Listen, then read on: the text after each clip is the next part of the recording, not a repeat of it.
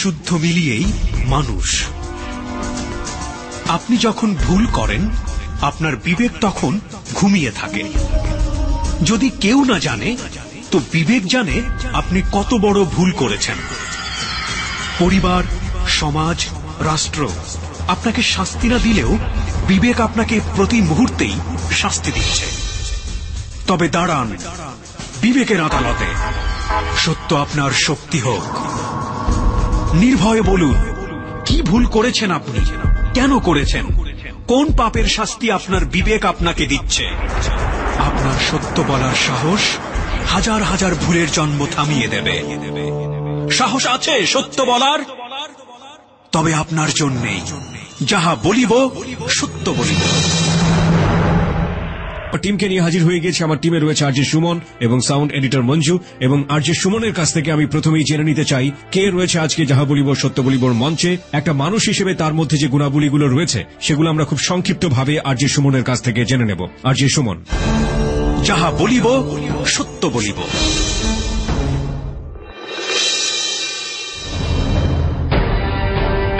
ধন্যবাদ কিবরিয়া। প্রিয় শ্রোতা, আজ সত্যের মঞ্চে বসতে যাচ্ছেন নীরব। নামের মতোই কিছুটা নীরবে থাকতেই ভালোবাসেন তিনি। ছোটবেলা থেকেই কঠোর পরিশ্রমী আর সময় মেনে কাজ করেন। কথা কম বলার অভ্যাস হলেও এই মানুষটির বন্ধুর সংখ্যা মোটেও কম নয়। ঝগড়া থেকে দূরে থাকেন সবসময়। কোনো প্রকার নেশা দূরে থাক, ধূমপান পর্যন্ত করেন না তিনি। নীরব কিছুটা ভোজন রসিক মানুষ। বিয়ে থেকে শুরু করে কুলখানি কোনো দাওয়াতে তিনি ফেলেন না। তাছাড়া এটা মানুষের মধ্যে সামাজিক বন্ধন বেশ দৃঢ় করে বলে তার বিশ্বাস। একবার রাস্তায় বিপদে পড়া এক মানুষকে উদ্ধার করে নিজ দায়িত্বে বাড়ি পৌঁছে দিয়ে এসেছেন। এরকম অনেক কাজই তিনি করেছেন। মাকে অসম্ভব রকম ভালোবাসেন আমাদের আজকের অতিথি নীরব। এই মানুষটির জীবনের বাকি অংশ জানতে আবারও ফিরে যাচ্ছি কিবরিয়ার কাছে।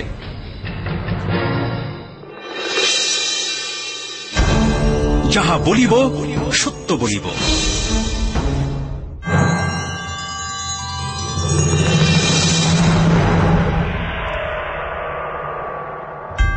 প্রিয় শ্রোতা, আমরা সুমনের কাছ থেকে জানলাম যে আজকে নীরব রয়েছে আমাদের সঙ্গে। নীরব তার জীবনের অপ্রিয় সত্যগুলো এখানে স্বীকার করতে এসছে। এবং কি সেই অপ্রিয় সত্যগুলো?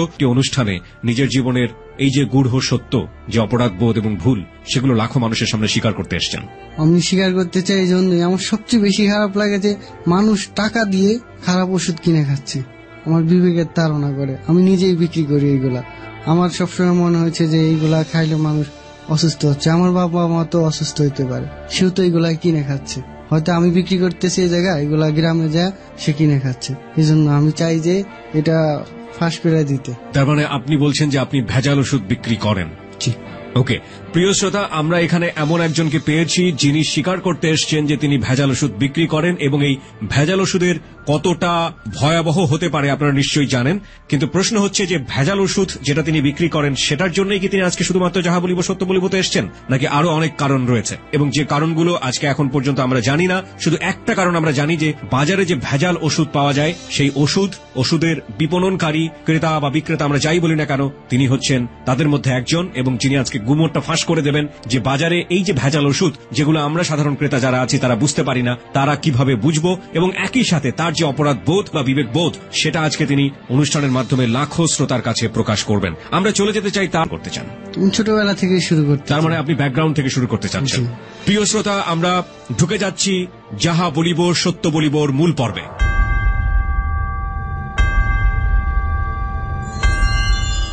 জি, শুরু করুন। ছোটবেলা থেকেই আমাদের পরিবারটা ভালো না, বেশি একটা মানে আর্থিক সমস্যা। কোথায় জন্মেছিলেন আপনি? রাজবাড়ী জেলায়। ওকে, আপনার বাবা কি করতেন? আমার বাবা চিকনা চাকনা কোনো কাজ করতে পারে না, কোনো ভারী কাজ করতে পারে না, একবারই চিকনা। সে শুধু তাবলিগ জামাত করতেন। ফাইন। তো আমরা লেখাপড়া বেশি দূর করতে পারিনি, মাঠে যাইতে হইতো। কয় ভাই বোন ছিলেন? আমরা 3 ভাই 1 বোন, আমি মেজো ছিলেন আপনি। ওকে। আমাদের মাঠে কাজ কাম করতে হইতো। তো কাজ করতে করতে আমি বিরাট স্কুলে পড়ছি 5 পর্যন্ত। পড়ার পরে আমি 2004 থেকে 5 সালের মধ্যে আমি ঢাকা চলে আসছি। আসার পরে কোথাও চাকরি হয় না। পরে জুতার ফ্যাক্টরিতে ছিলাম আমি। আচ্ছা, কোন ক্লাসে পড়তেন তখন? 5-এ পড়তেন। তার মানে আপনার বয়স 10 থেকে 11 বছর বয়স। জুতার কারখানায় চলে গেছি। যাওয়ার পরে ওইখানে কিছুদিন ছিলাম। পরে রাত্রে ঘুমাইলে এত সার পোকা বলার মতো না, 4 সাইড দিয়ে এইভাবে আসতো। পরে আমার কয়েকদিনের মধ্যে আমি শুকায় গেলাম। পরে কাজ শিখছি মিরপুর 1 নম্বরে, ওকে। তো ওইটাই কাজ শিখছি। শেখার পরে আমি গাজীপুরে আসলাম 6/6/2006 আমি গাজীপুরে আসলাম। ওইখান থেকে চাকরি করলাম 4 বছর। করার পরে ওইখান থেকে বের হয়ে গেলাম, বেশ কয়েকটা ফ্যাক্টরিতে চাকরি করছি। মাঝখানে কিছুদিন বাড়িতে ছিলাম, এর মাঝে আমি একটা বিয়ে করে ফেলি। বিয়ে করে ফেলেন মানে বিয়েটা কিভাবে হয়? এটা সম্পর্ক করে হয়। আমি কাজ করতাম, আমাদের 3 লাইন পরে একটা মেয়ে আমার দিকে তাকাইতো, আমার পাশের ছেলের সাথে প্রেম করতো, কিন্তু আমিও তাকাইতাম, মনে করতাম আমি আমার দিকে তাকাচ্ছি। তো এইভাবে তাকাইতে মেয়েটা একদিন আমার অফার দিয়ে ফেলালো যে আপনার বাড়ি কোথায়, নানান কিছু জিজ্ঞাসা করার পরে বললো যে আপনার খুব ভালো লাগে। তা আমিও প্রথম ছিলাম, আমারও বয়স কম, আমারও মাথায় ঢুকে গেছে জিনিসটা যে ভালোবাসা। পরে এইভাবে সেভাবে আস্তে আস্তে সম্পর্ক হইলো খুব গভীর ভাবে। হওয়ার পরে মেয়ের গার্জিয়ানরা বিয়ের কথা বলতো, কিন্তু বিয়ে জিনিসটা আমার মাথায় কখনোই ঢোকে না, এটা বুঝতাম না। তো আস্তে ওরা তো আমার মাথায় পটাইতে এক সময় ওদের বাসায় যাইতাম, আমার সময় থাকলে আমি যাইতাম, কিন্তু আগে একটা বিয়ে হয়েছে এটা আমি কিন্তু জানি না। তো ওদের ব্যাপারে ওদের ভিতরে কথা হয়েছে যে এই ছেলে তো জীবনে বিয়ে করবে না। তো বলছিল যে দুলা ভাই আমি যদি বিয়ে না করতে পারি আমার এই জীবন রাখবো না, আর আমার আপনার সাথে আমি চ্যালেঞ্জ করলাম ছিল যদি আমি ছেলের বিয়ে না করতে পারি তা আমার আপনি মানে হাতের তেলে ইয়া জ্বালাবে আর কি, পশম জ্বালাবে বলছিল। ওকে। তো বলার পরে তো ও তো ওর মনে ওইটা জানাই আছে। পরে এইভাবে আস্তে আস্তে ও আমার বেশ কয়েকবার কাজী অফিসে নিয়ে গেছে বুধবাজারে। আমার তো নিয়ত যে আমি বিয়ে করবো না, আর আমার মারে আমি পৃথিবীর সবচেয়ে বেশি ভালোবাসি আমার মারে। ওকে। নিয়ে গিয়ে কি করতেন? নিয়ে গিয়ে আমার তখন ভয়ে আমার গাও কাঁপতো। কাজী অফিসে গেলে আপনার গা কাঁপতো? হ্যাঁ, যে আল্লাহ কি হবে। ও কি আপনার সমবয়সী ছিল? না, ওর বয়স বেশি, 7 থেকে 8 বছর হবে। 7 থেকে 8 বছর বড় ছিল এবং সে আপনাকে বিয়ে করতে চাইতো। ওকে। তো তারপর ওইখান থেকে আমি ফিরে আসছি, বেশ কয়েকবার ফিরে আসছি। তো আস্তে আস্তে একদিন আমি এইখান থেকে চাকরি ছেড়ে চলে গেলাম, আমি চৌরাস্তা চলে গেলাম। তো ওইখানে যাওয়ার পরে শুধু ওর কথা মনে পড়তো, আমার এত হিট লাগতো কেন জানি আমি বলতে পারি না, শুধু ওর ছবি আমার ভাইসে উঠতো। ওই কি আপনার জীবনে ফার্স্ট লাভ, মানে প্রথম ভালোবাসা বলতে যেটা বোঝায় ওই ছিল? হ্যাঁ, ওই আমার বলতে গেলে ভালোবাসা শিখাইছে। ওকে। তারপরে তো এর ভিতরে আমি আবার ফোন দিতাম যে তুমি আমার ফোন দিও না কখনো, আমার খুব খারাপ লাগে, আমি চাই না তোমার সাথে জড়াইতে, আমার বাড়িতেও মাইনা নিবে না। তো এক সময় কুরবানি ঈদের আগের দিন আমি বাড়িতে যাব, ও আমার ফোন দিছে তুমি বুধবাজারে আসো, তোমার আমি বিয়ে করবো। ওরে আমি এত ভালোবাসা ফেলেছি, মুখে বলি না কিন্তু অন্তরে শুধু ওর কথা ভাবতাম। তো ভাবতে পরে আমরা ওই দিনকে গাড়ি পাইছিলাম না, এত জ্যাম ছিল। আমার এক খালতো ভাই আর আমি হাইটা বুধবাজারে আইছি, আসার পরে আমরা বিয়ে করে ফেলাইছি। বিয়ে করে ফেললেন আপনি? কিভাবে? 1 লাখ টাকা কাবিন দিয়ে বিয়ে করে ফেললাম। সেদিন আপনি ভয় পাননি? আমার গলা শুকিয়ে যাইতেছিল কেন জানি, কাজী অফিসে ঢুকছি, সিগনেচার দিতে আমার কবুল বলতে ভয়, আমার কেমন জানি অস্থির লাগলো। তো হয়ে গেল, হওয়ার যাওয়ার পরে ছবি দিতে বললো, আমি বলছি আবার ছবি লাগবে বিষয়, পরে বলে চলো। পরে গিয়া ছবি তুলে ওইখান থেকে ও আবার আমার পায়ে সালাম করলো, কিন্তু তখন কিন্তু আমার মনে একটু উঠে গেছে, তখন কিন্তু আরে আমি কি করলাম, তখন থেকে আপনার মন থেকে উঠে গেছে। হ্যাঁ, আমার মনে হলো কি আমি অস্থির লাগতেছে, আর কি করলাম, বিয়ে করলে না জীবন নষ্ট হয়ে যায় মানুষের, আমি কি করলাম। বিয়ে করলে যে মানুষের জীবন নষ্ট হয়ে যায় এটা আপনি কিভাবে জানলেন, এটা কোত্থেকে শুনেছেন আপনি? এটা অনেকে দেখা যায় না যে মারামারি করে, ঝরগাঝাটি করে, পরে আমার মনে উঠে গেল, কিন্তু ও তো কাছে ডাকে, ওর বাসায় যাইতে বলে। পরে ওইখান থেকে আমি কিন্তু চলে গেছি বাসায়, এরপরে ও শুধু বাসায় ডাকে, কিন্তু আমি বাসায় আসি না। মানে আপনি যে কাজটি করলেন আপনি কি আপনার বাড়িতে জানিয়েছিলেন যে আপনি বিয়ে করেছেন? কাউকে জানাননি? না। ওকে। কাউকে জানাইনি। পরে আমি চলে গেছি, চৌরাস্তায় চলে গেছি। সকালবেলায় ও রাত্রে ডাকতেছে, বারবার ডাকতেছে, আমি যাইতেছি না বইতে। পরে আমি আমার খালতো ভাই ছিলাম রাত্রে, থাকার পরে এদিক থেকেও কিন্তু বারবার ফোন দিতেছে। পরে গেছি, যাওয়ার পরে খালতো ভাই বললো যে ওরে মিষ্টি খাওয়াবি, মিষ্টি খাওয়া যেটা দাবি আছে না সেটা ছাড়াই নিয়ে করবি। দাবি ছাড়াই নেওয়া মানে? স্বামী স্ত্রীর দেনমোহরের কি দাবি, এটা মানে কি করতে হয় এটাকে?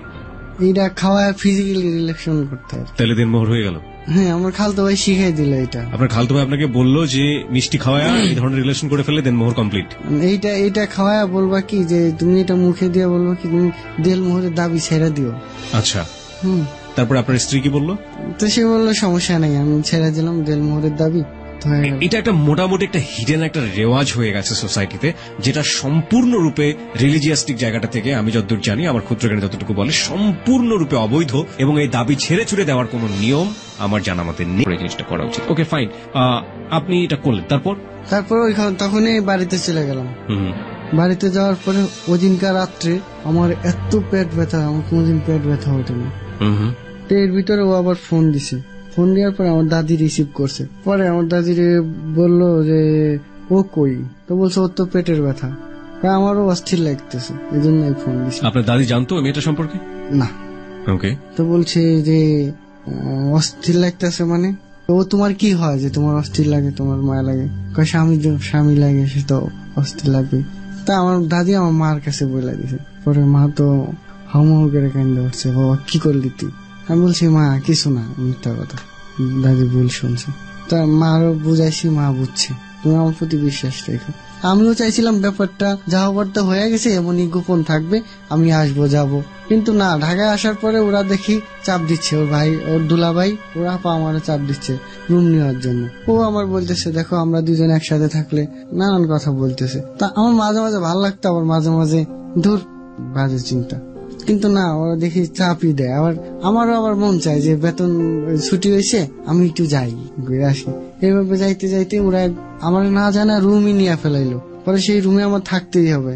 এর ভিতরে আমার ভাই যাই না গেছে, আমার ভাই হালকা পাতলা বাড়িতে যাই না গেছে। তো আমি বাইরে ম্যানেজ ট্যানেজ করে নিলাম, ভাই বাড়িতে বস না, তাহলে কিন্তু সমস্যা হয়ে যাবে। ওকে, মা একটা কিছু করে আলাইতে পারে। তো ম্যানেজ হয়ে গেল ভাই। কিন্তু আস্তে আস্তে ও আমাদের বাড়ির নাম্বারটা নিয়ে বাড়িতে ফোন দিয়ে সব ফেলা দিছে। মা তো অস্থির। তা আমি বলি মা কিছুই হয়নি, ও আমার বিয়ে করতে চাচ্ছে, কিছুই হয়নি। তো এইভাবে জীবন চলতে লাগলো।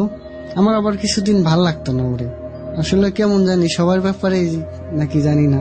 আর এমনি তো আমার তেমন মন মানসিকতা ছিল না। তা আমি আবার মেসেজ চলে যেতাম, কয়েকদিন পর পর মেসেজ চলে যেতাম। আমি যখন থাকতাম আমার বাসায় তখন ওর দুলাভাই আসতো না, আমার খালাতো ভাই যাইতো না।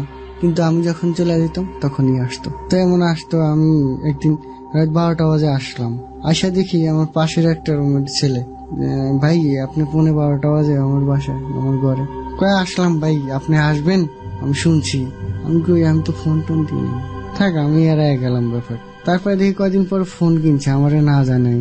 আবার ও যে বেতন পায়, ও আমার টাকা দেয় না, আমিও টাকা নিই না, এমন মতোই থাক। আমি চাইছিলাম সারা জীবনই এমন রাখতে, কিন্তু ফেলাবো না, কিন্তু আমার বাড়ির ব্যাপারটা জানাবো না, যেহেতু আমার মা একটু অস্থির হয়ে যাবে। কিন্তু আস্তে আস্তে সবাই যাই না গেল, সবাই ম্যানেজ হইলো। এদিকটা আমি আইতাম যাইতাম। হঠাৎ করে আমার ওয়াইফের হাতে মোবাইল, কে কিনা দিল? তুমি মোবাইল কিনলা? আমারও তো বলতে পারতা তুমি মোবাইল কিন। তা আমি রোডের মাঝে একটা থাপড় দিয়েছিলাম। থাপড় দেওয়ার পরে আমি জিদ করে গিয়া তালাক দিয়ে লাইছি। আসলে তালাক জিনিসটা যে কত বড় নিকৃষ্ট আমার জানা ছিল না, আমি দিয়া ফেলাইছি। তালাক দিয়ে ফেলছেন মানে কি ধরনের তালাক দিয়েছেন? বুটবাজারে গিয়া, যে জায়গায় বিয়ে করছিলাম সেই জায়গায় গিয়া, কাজী অফিসে গিয়া বললাম এমন এমন। কাজী বললো 1500 টাকা লাগবে। আমি বললাম ঠিক আছে। আমি জানি না যে তালাক দিলে এই ওয়াইফের কাছে আর জীবনে যাওয়া যাবে না। পরে দিয়ে ফেলাইছি। ওদের বাড়িতে কাগজ চলে গেছে একটা চেয়ারম্যানের হাতে। তারপরে আমার ওই খালাতো ভাই বইলা দিছে গিয়া যে তোরা তো তালাক দিয়েছে। তা আমি তো ওদিকে আর যাই না, ভয়তে বা নিজের কাছেও কেমন লাগলো, আর যাই না ওদিকে। পরে ওরা কেস করলো, ওর দুলাভাই কেস করলো জয়দেবপুর থানায়, কেস নম্বর 223/766। কেস করার পরে আমার তো অস্থির, আমাদের ফ্যামিলিতে কেউ কোনোদিন কেস খায়নি, বাড়ির সবাই অস্থির হয়ে গেছে। যাই হোক, বাড়িতে কয়েকদিন পরে একটা ওয়ারেন্ট গেল, এদিকে তো আমি পলাই রয়েছি। ও এদিক থেকে ও আবার খুব কাকতি মিনতি করলো, আমি একদিন দেখা করলাম, এদিকে আবার ওয়ারেন্ট বাড়ায় গেছে। পরে খুব কাকতি মিনতি করলো, গেটে আসলাম দেখা করতে। কিন্তু এদিকতে গেটে আসি দেখা করতে, এদিকতে ওর বড় দুলাভাই আর মেজর দুলাভাই গেটে এসে দাঁড়িয়ে গেছে। আমরা গেটের ভিতরে কথা বলতেছি, গেটের যে বাইরে এসি দুই ভাই দুই হাত ধরলো, দুই ভাইরা। তা আমি বললাম আমার হাত ছেড়ে দেন, আমি যাবো না। তারপর আমার বাসায় নিয়ে গেল, বাসায় নিয়ে যে এদিক থেকে উকিলকে ফোন দিল, উকিলকে ফোন দিয়ে আমার থানায় নিয়ে গেল। থানায় নেওয়ার পরে আমার মামলাটা আবার আমার গ্রামে ট্রান্সফার করে দিছিল, ওই যে মোবাইল ফ্যাক্স না কি জানি বলে, ফ্যাক্স করে আমার ওই জায়গায় দিছিল। কিন্তু এই জন্য সময় লাগছিল যে আমার জেল হাজতে ঢুকাইতে। তো আমার বসায় রাখছিল। এর ভিতরে আমি একটা দেশের লোক খুঁজছিলাম, যে কোনো আমার রাজবাড়ির বাংশার কোনো লোক আছে, পুলিশ অফিসার আছে, একটু কথা বলতাম। পরে একজন উনি আসলো পরে ওনার বললাম যে তুমি বলো, আমার কাছে সমস্যা নেই। বললাম কবির ভাই আমার একটু হেল্প করবেন, আমি বিপদে পড়ে গেছি। কি বিপদ? ওরা আমার ধরে নিয়েছে। পরে উনি আবার ওসি সাহেবের গাড়ি চালায়। ওরা সব কথা বললাম, ইমিং দিয়া ওই রেল লাইনের ইয়া দিয়া জয়দেবপুর দিয়ে চলে যাবে, গালি দিয়ে বললো। বললাম 500 টাকা নেন আপনি, যা দড়ির উপর থাক। পরে ওইটা আমি পলায় চলে আসি। তারপর ওইখান থেকে চলে গেলাম, এদিক থেকে কেস চলতেছে। পরে এইদিকে আমরা নিষ্পত্তি হওয়ার জন্য চেষ্টা করলাম, আমরা অনেক ভয় পাচ্ছিলাম। পরে ওদের সাথে আমি মিলে গেলাম। মিলে যাওয়ার পরে ওর দুলাভাইয়ের হাত পায়ে ধরলাম, দুলাভাই যা অবস্থ হয়েছে আমি বুঝিনি, মিলাই দেন। ওরা বলছে না মিলাই দেওয়া যাবে না। তারপরে না বললে আবার ভালো ব্যবহার করলো, ভালো ব্যবহার করে আমারে নিল। নেওয়ার পরে ওদের বাড়িতে নিয়ে গেছে যশোরে। নিয়ে যাওয়ার পরে আমার মিলাই দেওয়ার কথা বলে এদিক থেকে রাস্তাতে আমার মারে ফোন দিছে, আমি আর জানি না। আমার মা দেখে চলে আসছে। আসার পরে ওইখানে অনেক কথাবার্তা হইলো, অনেক কিছু হইলো। হওয়ার পরে সবকিছু মিলা গেল। মিলা যাওয়ার পরে মেয়ে বলে কি যে আমার একটা কথা আছে, ও আমার থেকে মেসে থাকে, ও আমার মারছে। তো মেয়ে ভাই আবার পেছাইলো যে না, যেহেতু এত বড় ইয়ে হয়ে গেছে তাইলে আর দিতাম না ওর কাছে। তা আমার মা অনেক রিকোয়েস্ট করে নিয়ে এসেছিল। নিয়ে আসার পরে বাড়িতে বিয়ে দিবে আর কি, আমাদের বাড়িতে 3 মাস যেহেতু হয় নাই তালাকের, তো বিয়ে দেওয়া যাবে না। আমার আব্বু আবার হুজুরে ডেকে নিয়েছিল মসজিদের ইমাম শব্দে যে বিয়ে পড়াই দিবে। ওইখানে আমার আব্বু আবার বলছিল যে কাবিন কম দিবে, এই জন্য ও রাজি হয় নাই যে না 3 মাস হয় নাই, হুজুরের কাছে বইলা দিছে, হুজুরকে আমি পাপ কাজ করতে পারবো না, হুজুর বিয়ে পড়াইনি। পরে আমরা ঢাকায় চলে আসলাম পরের দিন। পরে ও আমার বিয়ে করতে বলে, তাই বলছি তুমি কেস উঠাও, আমি তোমার বিয়ে করবো। ও বলে যে না কেস উঠাবো বিয়ে করে। তাই আমি বলছি চলো তাহলে কোর্টে গিয়ে বিয়ে করে কেস উঠাবো না, বা কেস উঠাই বিয়ে করবো না। কয় না আগে বিয়ে করো পরে। তাই আমি বলছি না, আমরা এইভাবেই থাকলাম, আল্লাহর কাছে মাফ টাপ চাই, এইভাবেই থাকলাম। থাকার পরে কিছুদিন পরে উর্দুল্লাহ ভাই দেখে আবার আসে, আমি চলে গেছি, যা কপালে যা আছে চলে গেছি। এদিক থেকেও আবার হাজিরা দিত না, এদিক থেকে হাজিরা দিত না দেখে আমি আবার থানায় গিয়ে আর উকিলের ধইরা আমি আজ কেস খারিজ করে ফেলেছি, দুইটাই। ও আর জানে না, আজ পর্যন্ত জানে না। ও এখনো আমার সাথে কথা বলে। তোর কাহিনীটা শেষ এইখানে। ওকে। তারপরে ওইখান থেকে আমি মনে করলাম যে আমি তো খারাপ হয়ে গেছি, আমার জীবনে তো একটা কলঙ্কের দাগ মিলছি। পরে আমার এক ফ্রেন্ড ছিল, ফ্রেন্ডে বললাম আমি কি করবো, আমার তো ভালো লাগে না ভাই। আমি বলছি আবার বিয়ে করে না, আমি বিয়ে করাই দিই। একটা বুয়ার মাইয়ারে সে সম্পর্ক করে বিয়ে করাই দিল। যে ভাই জাস্ট মজা করে চলে যাবেন। তো ওইখানে করলাম আর কি বিয়ে। কি ওইখানে সম্পর্ক হয়েছে। পরে সে বুটবাজার আসছে, আসার পরে আমার একটা কাজই ছিল খুব পরিচিত। তা আসার পরে তার কাছে বললাম, সে এমনিতেই নীল কাগজে, সরকারি কাগজে সিগনেচার নিয়ে বিয়ে পড়াই দিল। ওকে। পরে ওই কাগজটা আমার কাছে দিয়া দিছিল, ওইটাই নীল কাগজে বিয়ে হয়েছে। আর আমার প্রথম ওয়াইফেরটাও নীল কাগজে বিয়ে হয়েছে, তৃতীয়টাও নীল কাগজে বিয়ে হয়েছে। মাঝখানে আরো 2টা করছে, ওইটাই স্টাম্প। দাঁড়ান আমাদেরকে তো হজম বিয়েটা করার পরে কি হলো? উনি কাজের বুয়ার মেয়ে ছিল। আচ্ছা, আপনি জানতেন বিয়ের আগে যে উনি ওনার মা কাজের বুয়া? আমরা একই ফ্যাক্টরিতে চাকরি করতাম। আচ্ছা, ওই মেয়েটাকে বিয়ে করার পেছনে কারণটা কি ছিল? কারণটা ছিল আমার ওই এক ফ্রেন্ড আছে না, সে বললো যে খালার একটা মাইয়া আছে, খুব অহংকার দেখায়, খুব ড্যামাক দেখায়, ও ড্যামাক কমাইতে হবে, কিন্তু আমার সম্পর্কে জানে আমি পারবো না, আপনার বিয়ে করাতে হবে। তো ঠিক আছে করাইলাম। সে বুটবাজার নিয়ে আসলো, কাজীর কাছে নিয়ে আসলো, কাজী আমার আবার পরিচিত। তাহলে আমাদের সিগনেচার নিল একটা। আমি বলছি সিগনেচার দেবো না, মিয়া ফাইজলিমের কারণে আমার কোয়েশ্চেন যে এমনি বিয়ে পরে দেবেন, সিগনেচার নিবেন আপনি? আরে তুমি করাও না, সমস্যা নেই, আমি দেখবো। তো পরে সাক্ষীর ওই জায়গায় সিগনেচার নিল। পরে আমারে দেখাইলো মেয়ে যাওয়ার পরে, না তোমার কাগজ নিয়ে যাও, তুমি বুঝো না কেন, হ্যাঁ সমস্যা না। পরে আমাদের দিয়ে দিল কাগজ। দিয়ে দেওয়ার পরে আমি মেয়ের বাসায় 2 দিন যাইতাম আইতাম, এভাবে যাওয়া আসা চলতো। কিন্তু হঠাৎ করে মেয়ে একদিন কাজীর বাসায় চলে আসে, আইসা বলতেছে কাগজপাতি দেন আমাদের। কয়েক কাগজপাতি তো নিয়ে গেছে, আর কাগজপাতি ওর ছবিও জমা দিনে, আর যেটা ছিল ও নিয়ে গেছে। মানে আলটিমেটলি এটা নকল বিয়ে, এখানে এটা আসল বিয়ে ছিল না। ওইখানে আমি জানি যে এবার গেলে খবর আছে আমার। আবার ও বলছে যে আমাদের বাড়িতে যাইতে হবে, বাড়িতে গিয়ে আবার আমাদের বিয়ে করতে হবে। এই জায়গায় কাজী বলতেছে কাগজপাতি নাই, ও বইলা দিছে সরল ভাবে, কিন্তু আমি নিজে ভয়ঙ্কর ভাবে নিছি। পরে আর ওর সাথে যোগাযোগ করিনি। ও অনেক চেষ্টা করছে, কয়েকবার চলে আসছে, যা হয়েছে আমরা আবার বিয়ে করে আমরা সংসার করি। কিন্তু আমার মনে জায়গা গেছে, তা আমি আর ওদিকে আগাইলাম না।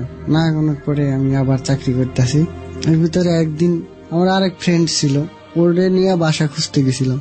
পরে দেখলাম একটা সুন্দরী মেয়ে, খুবই সুন্দরী মেয়ে, বরিশালের মেয়ে। তো দাঁড়াই রয়েছে, কারেন্ট নেই। তা অন্ধকারে এত সুন্দর লাগলো মেয়েটাকে আমার। ওই মেয়েটা আরেক খালারে বলতেছে, খালা একটা মেয়ে নিয়ে দেন না, আমি একা একা থাকি।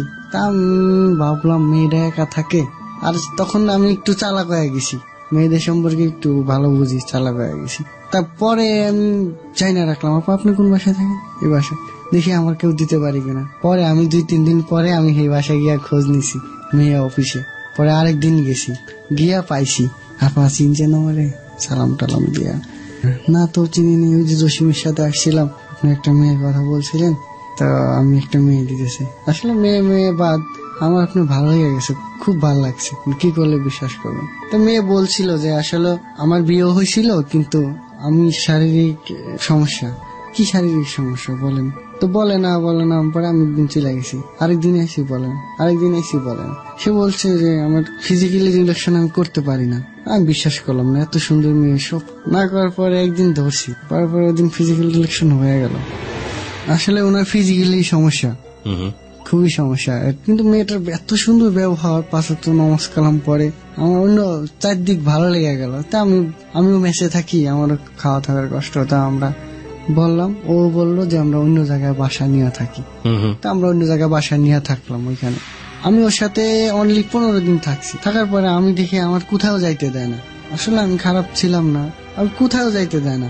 পরে আমার খারাপ লাগা শুরু করলো, কে কোথাও যাইতে দেয় না যাইতে দেওয়ার কারণে আমি চলে গেলাম, ওর কাছ থেকে চলে গেলাম। পরে অন্য জায়গায়। কি আপনি বিয়ে করেছিলেন? বিয়ে ওইটাই যে দেখো তোমারে আমি ভালোবাসি, আর মনের বিয়ে সবচেয়ে বড় বিয়ে। তার মানে বিয়ে ছিল না, শুধুমাত্র এক ধরনের লিভ টুগেদার ছিল আপনাদের মধ্যে। আর আপনি যে মেয়েটাকে বিয়ে করলেন, ওই মেয়েটাকে আপনি কি করলেন? ওখানে যাওয়া বন্ধ করে দিয়েছেন, কারণ ওটা তো আসলে বিয়ে ছিল না, ওটা এক ধরনের ভুয়া বিয়ে ছিল। তার মানে 3টা মেয়ের সাথে আপনি জড়িয়ে গেছেন, 3টাই আপনার জন্য ভুল পথ ছিল। এখন পর্যন্ত আমরা এতটুকু আবিষ্কার করতে পেরেছি। ঠিক।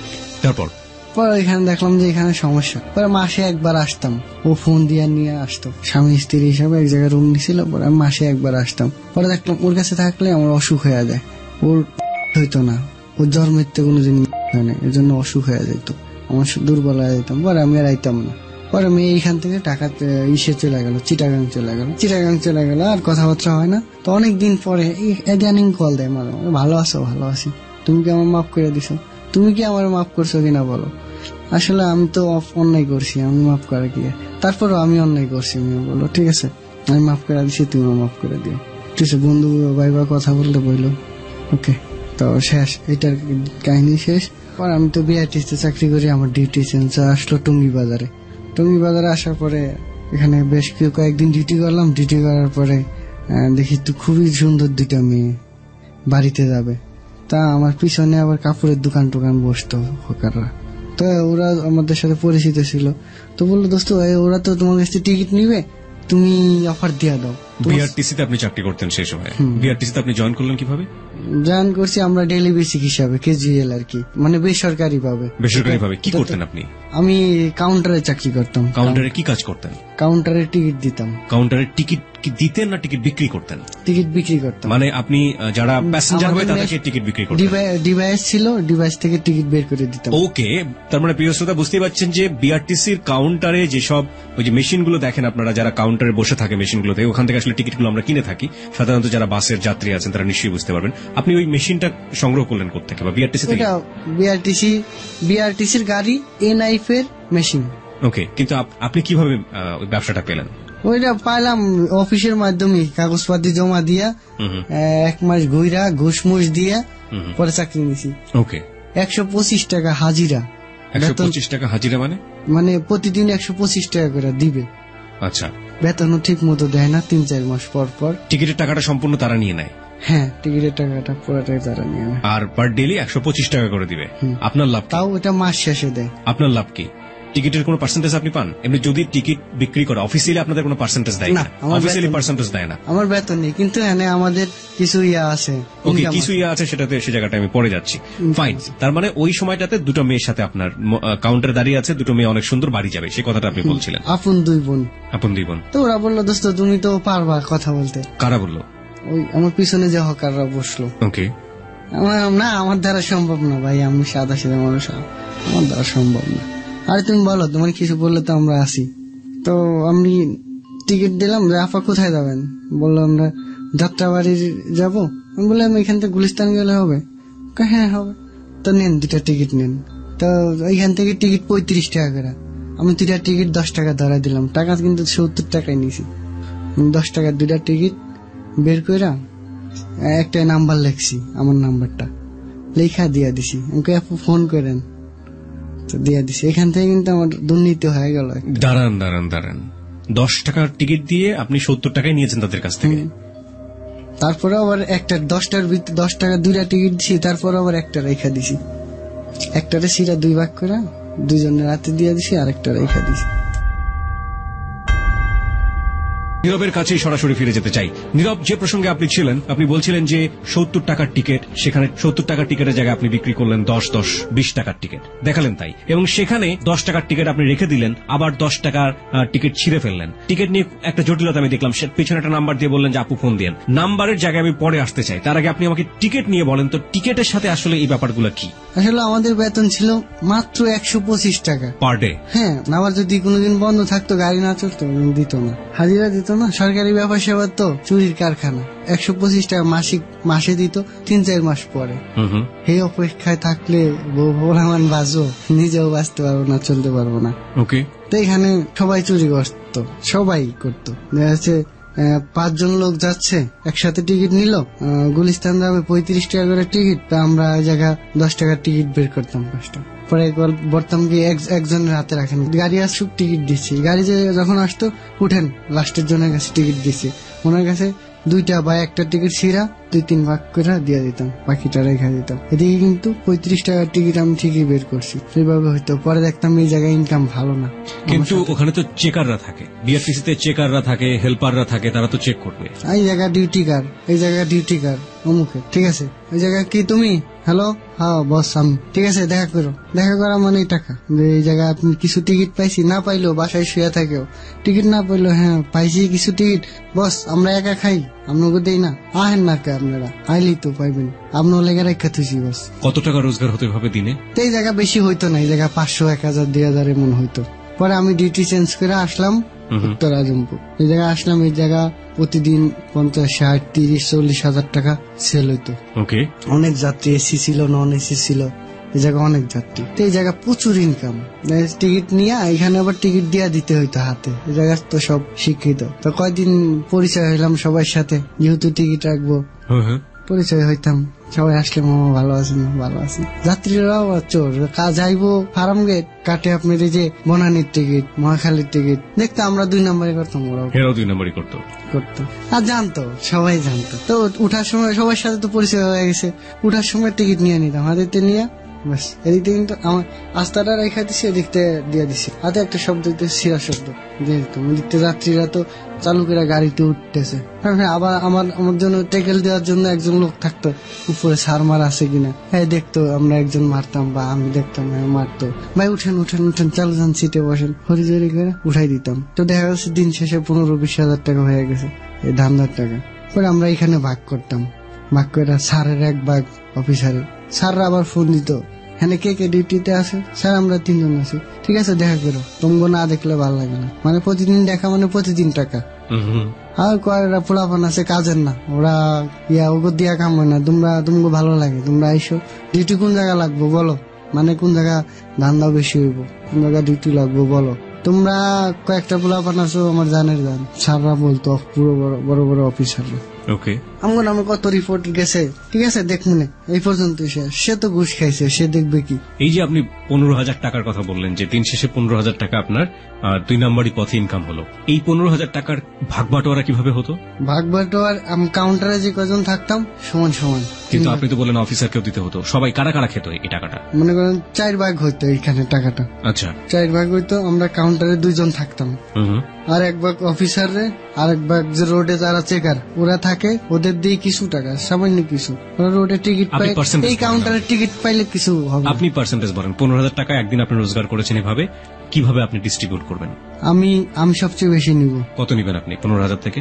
আমি বিআরটিসির, আমার ক্ষমতা বেশি। আমি হইলাম বিআরটিসির, আর ওরা হইলো এনআইপি। আপনি টিকিট বিক্রি করতেছেন, আপনি মেশিনে টিকিট বের করে দিতেছেন, আপনি হইলো এনআইপি। আপনি এনআইপি, আপনার ক্ষমতা কম। আমরা বিআরটিসির, আমাদের গাড়ি আমরা তো চাকরি করি নাকি, ওরা কিছু কইলে থামাইতাম, হইলে নিবি না হইলে যাবি। ওরা আবার আরেক ফিরে চুরি করতো, টিকিট বের করতো, টিকিট বের করে আবার ক্যাশব্যাক দেওয়া যেত। মনে করেন যে 019 এই 91 দিয়া আবার ব্যাগ দেওয়া যেত, আবার আরেকটা টিকিট বাড়া যেত, দেখাইতো যে এই টিকিট বিক্রি হয়নি, কিন্তু ওই টিকিটটা বিক্রি করে দিত। ওরাও দুই নম্বরই করতো।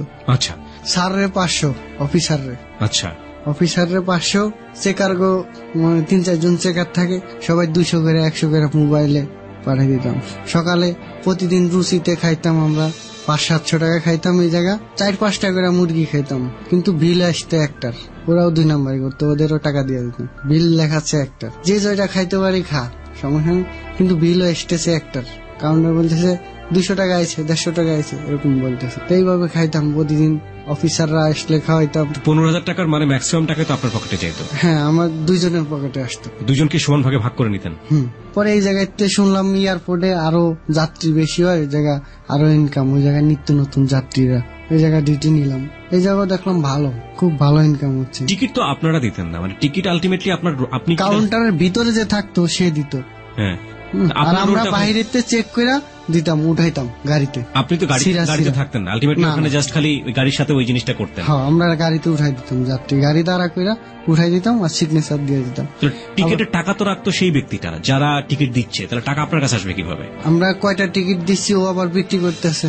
আমরা তো কাউন্টারে টিকিট নিয়ে আপনার হাতে টিকিট নিয়ে আবার তো কাউন্টারে জমা দিচ্ছি, কাউন্টারে তো আবার বিক্রি হচ্ছে, কিন্তু আমরা কত টাকার টিকিট দিলাম এটার হিসাব আছে। আপনি এভাবে এই বিআরটিসিতে কাজ করে কত টাকা এভাবে আত্মসাৎ করেছেন? 3 লাখ হবে নিম্নত, কম করে হলেও 3 লাখ টাকা। ওকে ফাইন, তারপর? ও এইখানে আমরা আবার প্রতিদিন 100 করে পাইতাম চোর করে কাছ থেকে, পকেট মারদের কাছ থেকে। ওরা এই জায়গায় পকেট মারতো, বিআরটিসিতে পকেট মারতো, তারা আপনাদেরকে টাকা দিত? কিন্তু টাকা না নিলে আপনার উপায় নেই, আপনার কুবাই বোধের যে টাকা না নেন। আমাকে একটু বুঝিয়ে বলবেন? ওরা ওই জায়গায় চুরি করে 3 জন লোক পকেট মারে। শুধু 3 জনই? হ্যাঁ, ওরা 3 জনই করে, এবং শুধু বিআরটিসিতেই করে? হ্যাঁ, ওরা পুলিশের লোক। পুলিশের লোক পকেট মারছে মানে কিভাবে বুঝলাম না? ওরা পুলিশকে টাকা দেয়। ওকে, পুলিশকে টাকা দেয়, সেই অর্থে পুলিশের লোক, ফাইন। ওদেরকেও ধরে না, ওদের ধরে নিয়ে যাইতেছে। আপনি দেখছেন যে আপনি টিকিট কাটতেছেন না জানালা দিয়ে, আপনি এই সাইড দিয়ে একজন পিছনে পাড়া দেয়, আর একজন ঠিকই টাকা নিয়ে নিচ্ছে আপনার মানি ব্যাগে নিয়ে চলে আসছে। পুলিশের হাতে ধরাই দিলে সমস্যা নেই, ছেড়ে দিচ্ছে, এদিক থেকে ধরতেছে ওদিক থেকে ছেড়ে দিচ্ছে। গণপিটুনির শিকার হলে? গণপিটুনির শিকার হচ্ছে, সমস্যা নেই, কিন্তু যদি পুলিশের হাতে দিচ্ছে তো ছাড়া পাওয়া যাচ্ছে। সেটা না হয় আমরা বুঝলাম, কিন্তু আপনাদেরকে কেন টাকা দিত? আমাদের টাকা দিত এই কারণেই যে আমাদের কাউন্টারে চুরি করতো, আমরা না নিলেও সমস্যা, না নিলেও ওদের পাওয়ার আছে। এর আগে একবার ভাঙচুর করছিল 3 কাউন্টারে চোর আছে, 3 জন করে। টাকা নিলেও সমস্যা, না নিলেও সমস্যা, কিন্তু আমাদের কোনো সমস্যা করতো না। আমরাও মারতাম ধরতে পারলে, ওদের হাত ছিল, ওদের করার কিছু নেই। আমি কত লোককে দেখাই দিছি গাড়িতে উঠা, দেখেন পকেট মার, অনেকের দেখাই দিছি। আমি গাড়িতে নামার পরে আমার জিগাইতো পকেট মারে, এই তুমি কইয়া দিছো কেন? আমি বলিনি। ওই জানালার সাইডে যে বসে রয়েছে সেই দেখছে, সেই দেখাইতেছে। ওকে, তারপরে এখান থেকে এমন করার পরে নিজের বিবেকের কাছে খারাপ লাগে যে আসলে কি গুলো হালাল লইতেছে না। পরে চাকরি ছেড়ে দিলাম। চাকরি ছেড়ে দিলেন। আমি এই জায়গা থেকে আপনাকে পেছন দিকে নিয়ে যেতে চাই। মনে আছে 2টো মেয়ের কথা আপনি বলছিলেন যাদেরকে আপনি নাম্বার লিখে দিয়েছিলেন, পরবর্তীতে কি তারা আপনার সঙ্গে যোগাযোগ করেছিল? হ্যাঁ, বাড়িতে গিয়ে আমার মিস কল দিছিল। ওকে, তারপর 2 দিন পরে মিস কল দিলে তাদের সাথে আমার যোগাযোগ করছি, করার পরে তার মার সাথেও যোগাযোগ হয়েছে, কথাবার্তা হয়েছে। আমি বলছি আন্টি আপনার মেয়ের ভালো লাগছে, আমি বিয়ে করবো, এমনই বলছিলাম। তা বলছে আমাদের বাড়িতে আইসো। তেমন বেশ কিছুদিন কথা হইতে, আবার ঢাকায় থাকতো টঙ্গিতে, ওই বাসায় আইতাম যাইতাম। হঠাৎ করে একদিন বললাম হাত ধরে, আমার ভালো লাগতেছে তোমার, আমি একটা কিছু হয়ে যাক আজকে। 2 জনকেই? না, ওর বড় বোনকে, মানে ওরা 4 বোন ছিল, 4 বোনের মেজোটাকে। ওকে, বললাম যে রাজি, তা হয়ে গেল দিনকে। এমন হয়তো মাঝে মাঝে যাইতাম, ওরা 3 বোন থাকতে যায়, সবার সাথে ভালো সম্পর্ক। ওরা কি গার্মেন্টসে কাজ করতো? হ্যাঁ। ওকে, এদিকে কিন্তু পেটে বাচ্চা চলে আসছে, মানে আপনার সাথে সব অবৈধ কাজ করতে গিয়ে? তারপর চলে আসার পরে তো ও বললো যে কি করা যায়। আমি বলছি কি করবা তুমি, আমি তো জানি না, এসব বিষয়ে আমার অভিজ্ঞতা নেই। তো ও বড়ি কিনা খাইলো আর কি। এর ভিতরে আবার ঈদের সময় হয়ে গেছে, ও বাড়িতে গেছে, গাড়িতে অনেক ব্লাড বেরোছে। তো ওর বোনরা আবার বইলা দিছে, বলে দেওয়ার পরে যাক, আমার আর কিছু বলে নেই, ও কিছু বলে নেই, ওর বোনও কিছু বলে নেই। পরে আমার ফোন করে অনেক ভালো ব্যবহার করে বাড়িতে নিয়েছে ওদের কুরবানি ঈদের পরে। নেওয়ার পরে আমি রাত্রে ছিলাম ওদের বাড়িতে। ওরা অনেক গরিব, আমাদের শুইতে দিছিল, বারিন্দায় শুইতে দিছিল আমার একা। তো রাত্রে দেখি কি আমার কাছে চলে আসছে, ও আর যায়নি ওইখান থেকে, রাত্রে ওইখানেই ছিল। তোর মা রাত্রে উঠা দেখে কি আমার কাছে শুয়ে রয়েছে। তোর মা বলছে এমনি, ওঠ হানেকা, তুই হানেকা ওঠ। তো কিছু আর বলেনি, ও কিছু বলেনি, আমিও কিছু বলিনি, ঘুমের বান্ধে শুয়ে রয়েছি। পরে ওর মা চলে গেছে, তার কিছুক্ষণ পরে ওরা আমি পাঠাই দিয়েছি। সকালবেলা আমি চলে আসবো, তখন বলতেছে আরেকটু থাকো, আরেকটু থাকো, ওর মা বলতেছে। তো আরেকটু থাকতে থাকতে আমিও ভালো লাগতেছে, প্রেমিকার কাছে আসি। আমারও আরেকদিন ছুটি আছে বিআরটিসির, আসি। হঠাৎ করে দেখি 3-4 জন লোক চলে আসলো, গ্রামের মাতবার বলে, হ্যাঁ হারুন নামে। আসার পরে জিজ্ঞাসা করতেছে কে এরা? তোর মা বলতেছে আমার জামাই, মনির জামাই। আরে আপনি কি বলেন? আমি ও আবার আমার কাছে বসা ভিতরে, মনি তোমার মা কি বলে? মনির জামাই মানে। তো এরা মনে হয় পেশাবে দেখা আর কি বললো আর কি। আমার শাশুড়ির নাম নাসিমা, তোমার মেয়ের বিয়ে হইলো আমরা জানি না, আমাদের বলবা না? দেখি জামাই, ঠিক আছে। তো জামাই দেখতে ঘরে চলে আইছে, আমি তো একা বারিন্দায় বসে রয়েছি, ও তখন চলে আসছে বাইরে। তুমি জামাই হইলাম, আমি কইলা না। তা আমি কি গ্রামে গিয়া বলবো নাকি যে আমি আপনাদের জামাই, আমি আপনাদের জামাই? আসছেন এখন, পরিচয় জানলেন, ভালো কথা। তো আমার শাশুড়ি বলছে তুমি মাইয়া বিয়ে দিলে তো আমাদের বললাম না, গ্রামে কানাকানি চলতেছে। আসলাম বিকালে, রাতটুক থাকলাম, গ্রামে কানাকানি চলতেছে, এ আবার কেমন কথা বলেন? তোমার শাশুড়ি কে কইছে, কে কইছে? তা আমরা না শুনলে কি আইছি নাকি আপনাদের বাড়িতে? তেমন বললো আর কি। বললো যে আমি তো অনেক খারাপ কিছু শুনলাম, আসলে কি তাই? কি খারাপ কিছু শুনছেন? হে আবার কেমন কথা, যেহেতু জামাই পরিচয় দিছে আবার খারাপ কিছু শুনলেন, এ কেমন কথা বলেন আপনি? তা বললো যে তোমাদের বিয়ের কাবিন আছে। আমি বললাম কাবিন তো কেউ সাথে করে রাখে না, এটা তো নিয়ম না সাথে করে রাখবে। তো বলছে তোমাদের বিয়ে হয়েছে, কবে হয়েছে, কি হয়েছে না হয়েছে আমরা তো জানি না, গ্রামের মানুষ কানাকানি করতেছে, তোমরা খুইলা বলো। আমার শাশুড়ি বললো যে আমি ঢাকা গেছিলাম, ঢাকা গিয়ে ওদের বিয়ে দিয়ে আনছি, ঢাকায় গিয়া বিয়ে দিয়ে আনছি। কবে হইলো? এই যে আমি এর আগে গেলাম না, কদিন আগে, ঈদের আগে, তখন আমি গিয়া বিয়ে দিয়ে আনছি। তো কাবিনটা একটু দেখাইতে পারবেন আমাকে? আমার শাশুড়ি কাবিন কেমনে দেখাবো? কাবিন রয়েছে ঢাকা। আমিও বললাম যে 3 মাস হয় নাই, কিসের কাবিন?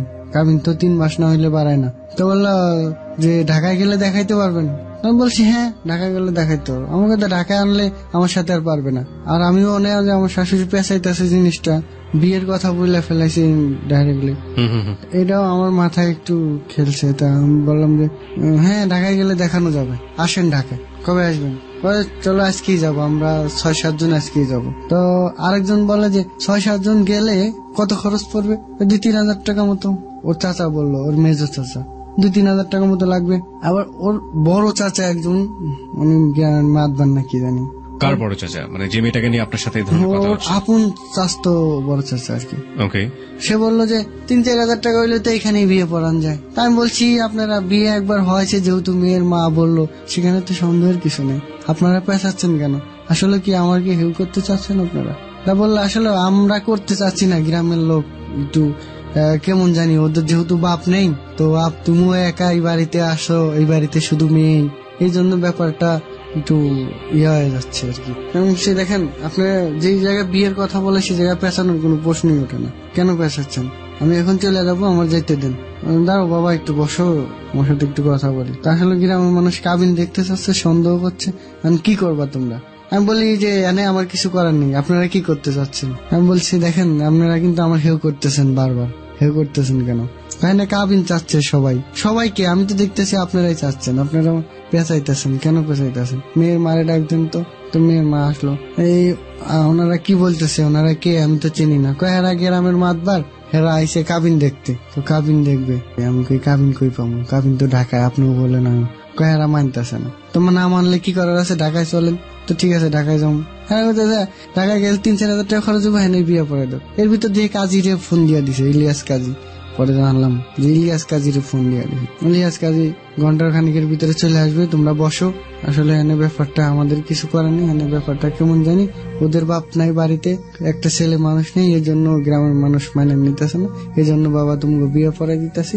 ও চাচা বললাম তোমরা মাইন্ড টাইম কিছু করেন না। আমি বললাম আমি মাইনে নিলাম না এটা, তাহলে তালাক দেওয়াইবেন? যেহেতু একবার বিয়া হয়েছে, কাবিন কত হয়েছে? আমি আবার হঠাৎ করে বললাম 50,000 টাকা। জোর গলায় বলে আলাম, জানি ওরা সবাই শোনে। মেয়ে তো আবার বাহিরে দাঁড়ায় রয়েছে, শুনতে আছে, দেখতেছে। মেয়ের মাও সামনে দাঁড়ায়। 50,000 টাকা। মেয়ের মাও বললো 50,000 টাকা। তা আবার জানেন সবকিছু কইতাছে, আপনারা কেন বিশ্বাস করতেছেন না? আমার হেউ করাইতেছেন যে জায়গা ওইটা যেহেতু 3 মাস হয়ে নেই, কাবিনও বাড়াই নেই, তো থাক না, আমরা এই জায়গাতে করাই, টাকা তো তোমার যাচ্ছে না। আমি বলতেছি এনে কিন্তু আছে, তাইলে আপনারা যেহেতু বিয়ে হয়েছে আপনারা তালাক দেওয়াবেন? বলে না বাবা, এটা বলো কেন? পরে অনেক পেশাকশি পরে আরেকটা বলে বাইরের চেংড়া বয়সী একটা ছেলে যে রাজি হচ্ছে না কেন, রাজি করাও, রাজি কেমনে করাই তো আমরা জানি। আমি দেখলাম অবস্থা গোলাইটা, আমি আর কোনো কথা বললাম না। এর ভিতরে কাজী চলে আসছে, অনেক পেশাকশি পরে কাজী চলে আসছে। কাজী ডাক দিল, নাম ঠিকানা নিল। ওই জায়গাতে আমি আবার পলাইতে চাইছিলাম, কিন্তু পলাইতে পারিনি, আমার কাগজপাতি ছিল, কারণ বিআরটিসির কাগজপাতি, আমার voter ID card, school certificate. পরে আমি যেহেতু আমি গ্রামেতেই, আমার বাড়ি থেকে আমি ওদের বাড়ি দিয়া ঢাকা চলে আসবো, কিন্তু আসতে পারিনি কাগজপাতির জন্য। তো ওরা যা বললো তাই শোনা লাগলো। পরে কাবিন দিবে 5 লক্ষ টাকা ওরা। আমি বলি দেখেন, আগে 50,000 টাকা ছিল, 50,000ই দেন, 5 লক্ষ দিবেন? মেয়ের মার তো কিছু নেই, একবারই গরিব মানুষ, তো কি দিবে আমারে? 5 লাখ টাকা কাবিন দিবে? কাবিন তো দিয়া দিলে হ্যাঁ বাসে, আমার তো দেওয়া লাগবে এই টাকা, আখেরাতে দিই, এই দুনিয়ায় দিই, সে দুনিয়ায় দিই, দেওয়া তো লাগবে। আমি কোথায় দিব এত টাকা? তা বলতেছে না 5 লাখ টাকাই দেব, সমস্যা নেই, টাকা আমরা দিব। আমি বলি আগে যা ছিল তাই হবে, না আমি বিয়ে করবো না। এই এত কথা কেন? হ্যাঁ যা বলছি তাই করো না। কাজী বলতেছে যে আমার আইনে এত পেঁচাপেচি করতেছেন কেন, আপনারা আগে 3 মিটমাট করে রাখতেন। কাজীর গেলো বিয়ে পড়া। আমি বললাম যে আমি মরে গেল, আমি 5 লাখ টাকা কাবিনে বিয়ে করবো না, আমার কি করবেন করেন। পরে মেয়ের মারে বললাম আমি যে আপনি তো কিছু বলেন না, আপনার কি চাইল নাকি? আমি ওই জায়গায় বললাম আপনি তো কিছু বলেন না, 5 লাখ টাকা কাবিন দিতেছে। তো মেয়ের মা বললো দেখো, আমার এখানে আমার স্বামী নাই, যেহেতু তারা আছে, তোমার চাচারা আছে, তারা যা বলে তাই শোনো। তারা তো বলতেছে 5 লাখ টাকা দেও, সমস্যা নাই, আমি তোমাকে কোনো ক্ষতি করবো না। তো ওইখান থেকে অনেক জিরাজিরির পরে 3 লাখ টাকা আসলো। আমি অনেক জিরাজিরি করছি, 3 লাখ টাকা আসলো। 3 লাখ টাকার ভিতরে আবার 3 লাখ টাকাই দিবে, ওয়াশিল দিবে না। আমি বলতেছি, ওরা বলতেছে 3 লাখ টাকাই। আমি বলতেছি ওয়াশিল কত দিবেন? বলতেছে 1 টাকা ওয়াশিল না। আমি বলতেছি তাহলে আমারে কি দিছেন বলেন, আমারে না দিছেন, মেয়েরে কি দিছেন বলেন। কাজী বলতেছে ঠিকই তো। আমি বলছি 1 লাখ টাকা ওয়াশিল দিয়ে দেন, 2 লাখ টাকা দিয়ে দেন। পরে হইলো না, ওই বলে প্যাস্ট লাগাইলো। আমিও জিদ করে ঘরে উঠে গেলাম। পরে আমি গিয়ে মাতবারে বললাম যে দেখেন মানবার সাহেব, আপনি তো ঘরে বসে রয়েছেন, পোলা পান তো এই জায়গাতে আমার অনেক জিরা করতেছে, তারপরে মেয়ের চাচা জিরা করতেছে, এটা কি ঠিক? আমি কিন্তু একটা ছেলে, আপনিও একটা ছেলে, আপনিও তো আরেক জায়গায় যায় বিপদে পড়তে পারেন। আপনি না পড়েন, আপনি ছেলে মেয়ে ভাই বোন, তখন কি বলবেন? তো বললো আসো বাইরে আসো। তারপর উনি আসার পরে ইয়াদ করলো, আল্লাহ এমন কাম ভুল করে 1.5 লাখ টাকা দিয়ে লাইছে কাজী। আমি বলছি 1.5 লাখ দিচ্ছেন, 1.5 লাখই থাকবে। তো দিল 1.5 লাখ, তো ওয়াশিল দিবে না। আমি বললাম দেখেন, আপনারা তো বিয়ে শাদী করছেন বা গেছেন বিয়ে শাদীতে, ওয়াশিল দেয় না? অর্ধেক অর্ধেক ওয়াশিল দেয়। আসলে আমি কিন্তু জানি না, আতন দাদি কইছেন, তো অর্ধেক অর্ধেক ওয়াশিল দেয়। তো কাজী বলছে অর্ধেক অর্ধেক দেয় না, 3 ভাগের 1 ভাগ দেয়। তো উনি আর দিবে কিনা বলো। তা আমি একটু ইয়া করে আলাইলাম, খুব নাসর বান্ধা হয়ে গেলাম। দেখেন আমার বিপদে ফেলায়েন না, সবাই কিন্তু ছেলে, সবাই বিপদে পড়তে পারে, কে কখন কোন জায়গায় পড়ে জানা না। তো দিয়া দিল। কাজীও বলছে যে আমারও সময় নেই, যা করার চালু করেন। তুমি কাকার বললাম দেখেন কাকা, আমি বুঝতে পারছি এই জায়গায় একটা পলিটিক্স, তো যা আবার হয়েছে আপনাদের মেয়ের আমি ফেলাবো না, আপনারা দেন। পরে দিয়া দিল 1 লাখ টাকা কাবিন, 50,000 টাকা ওয়াশিল। নেওয়ার পরে আমি ওইখান থেকে চলে আসলাম 22/8/2012-তে ঢাকায় চলে আসলাম। আমি আর যোগাযোগ করিনি তাদের সাথে। পরে আমি কিছুদিন চাকরি করলাম আইসা সোয়েটারে, এদিকটা আবার বিআরটিসির চাকরি আমি ছেড়ে দিছি। দাঁড়ান, আপনি আর যোগাযোগ করেননি তাদের সাথে? তারাও কোনো যোগাযোগ করেনি আপনাদের সাথে? হ্যাঁ, সে ফোন দিছে অনেকবার, আমি সিমই চেঞ্জ করে ফেলেছি। আপনি কোথায় থাকতেন সে জানতো না? আমি টঙ্গিতে থাকতে আইসা ডিউটি করতাম, বাসা ছিল বাজারে। কিন্তু মেয়েটা কি জানতো আপনার বাসা কোথায়? না, মেয়েটা জানতো না আপনার বাসা কোথায়। ওকে, মেয়েটা আপনার সম্পর্কে ইনফ্যাক্ট তেমন কিছু জানতোই না। চাকরি করতে ওই জায়গায় আমি বিআরটিসিতে চাকরি করি, এটুকুই শুধু জানতো। বিআরটিসি তো আপনার পার্মানেন্ট জব না। না, এটা আমি সরকারি ছিলাম না। আমার কাছে 4.5 লক্ষ টাকা চাইছিল, পারমানেন্ট করে দিবে। ঘুষ চাইছিলাম, ঘুষ দিয়ে নি, বলছে ঘুষ দিয়ে চাকরি করবো না। ফাইন, আপনি ঘুষ দিয়ে চাকরি করবেন না সে জায়গাও আপনার এথিক্স দেখতে পাচ্ছি। আপনি ঘুষ নিচ্ছেন সব জায়গা থেকে, মেয়েদের সাথে যেসব কাজ করছেন সেগুলো একের পর এক অনৈতিক কাজ। এই যে মেয়েটার সাথে এটা করলেন, মেয়েটার নামটা কি ছিল? মনি আক্তার। মনি আক্তার, হয়তো আজকে আমাদেরকে শুনছে। ঠিক আছে, তারপর কি হলো? তারপর ওইখান থেকে এসে আমি বিআরটিসি চাকরি কিছুদিন পর ছেড়ে দিয়ে আমি সোয়েটারে আবার জব নিলাম। সোয়েটারে চাকরি করবার বেশ কিছুদিন করলাম।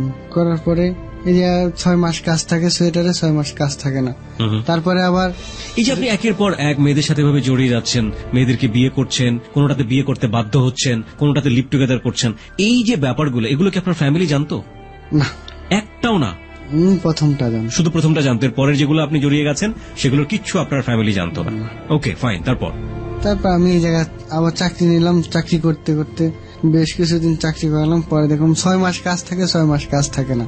এভাবে তো চলে না সোয়েটারে। আবার কাজের রেট 2007 সালে যা ছিল 2007 সালে এখনো সেই কাজের রেট, একই কাজের রেট। তারা বলে কি যে কাজের রেট ভাইয়াররা আগের অর্ডার, এটি আগের অর্ডার, পরে কোনো অর্ডার আসেনি, এই জন্য বাড়ায় না। 2005-এ যদি একটা 7-এ যদি একটা রেট থাকে, এখন 2012 সাল, তো 12 সালের টাকার মূল্য কি আছে? আগে 1 কেজি পুঁই শাক কিনা যেত 10 টাকা দিয়ে, 1 কেজি তেল কিনা যেত 32 টাকা দিয়ে, ডাউল কিনা যেত 25 টাকা দিয়ে। সেদিন আছে 1100 টাকা দিয়ে ঘর ভাড়া আইসা থাকছি 6/6/2006, সে ঘর ভাড়া 4042 টাকা একই রুমে। যেভাবে চলে না। পরে দেখলাম যা বেতন পাই হয় না এইভাবে। পরে একজন বললো ব্যবসায় নামো। পরে আমি ওষুধের ব্যবসায় নামলাম।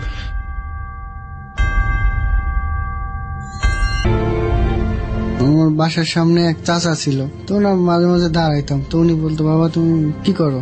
বললাম চাচা আমি তো চাকরি করি সোয়েটারে, 6 মাস কাজ থাকে, 6 মাস কাজ থাকে না, আর যা বেতন পাই আমার বাড়িতে দিতে হয়, আমার নিজে চলতে হয়, এতে হয় না। তো বললাম দেখো বাবা ব্যবসা করো, ব্যবসা ছোট হোক ব্যবসা করো, ব্যবসা ভালো, তো ছোটতেই মানুষ বড় হয়। তো ওনার কথাটা আমি মাথায় রাখলাম। এর ভিতরতে আবার আমি অনেক জায়গায় দৌড়াইতেছি। আমার এক ফ্রেন্ড ছিল, যে ফ্রেন্ড প্রথম বিয়েটা করাই দিছিল, দ্বিতীয় বিয়েটা, সে আবার এক র্যাবের সাথে পরিচিত, অনেক ভয়ঙ্কর। অন্য দিকে দৌড়াইছি, অনেক বিদেশে যাওয়ার জন্য দৌড়াইছিলাম, তো হয় নাই, এটাও হয় নাই, বারবার ধরা খাইছি। পরে ওষুধের ব্যবসায় নামলাম ভালো মতো। আবার এদিক থেকে আরো বিয়ে আসলে আমি নিয়ে যেতাম, আমার কিছু টাকা আসতো বেনিফিট। ওই বন্ধু পাঠাইতো, আমি পাঠাইতাম, পাঠাইলে বিয়া পড়াইতো, স্টাম্প কিনতো একটা। ওদের আবার নীল কাগজে, সরকারি কাগজে সিগনেচার নিত না, ওদের কোর্ট কাবিনের কথা বলে একটা করে স্টাম্প নিত, বিয়ের স্টাম্প পাওয়া যায়, সেই স্টাম্প নিয়ে ছেলেরও সিগনেচার নিত, মেয়েরও সিগনেচার নিত, নেওয়ার পরে ছবিও নিত, সবকিছু নিত।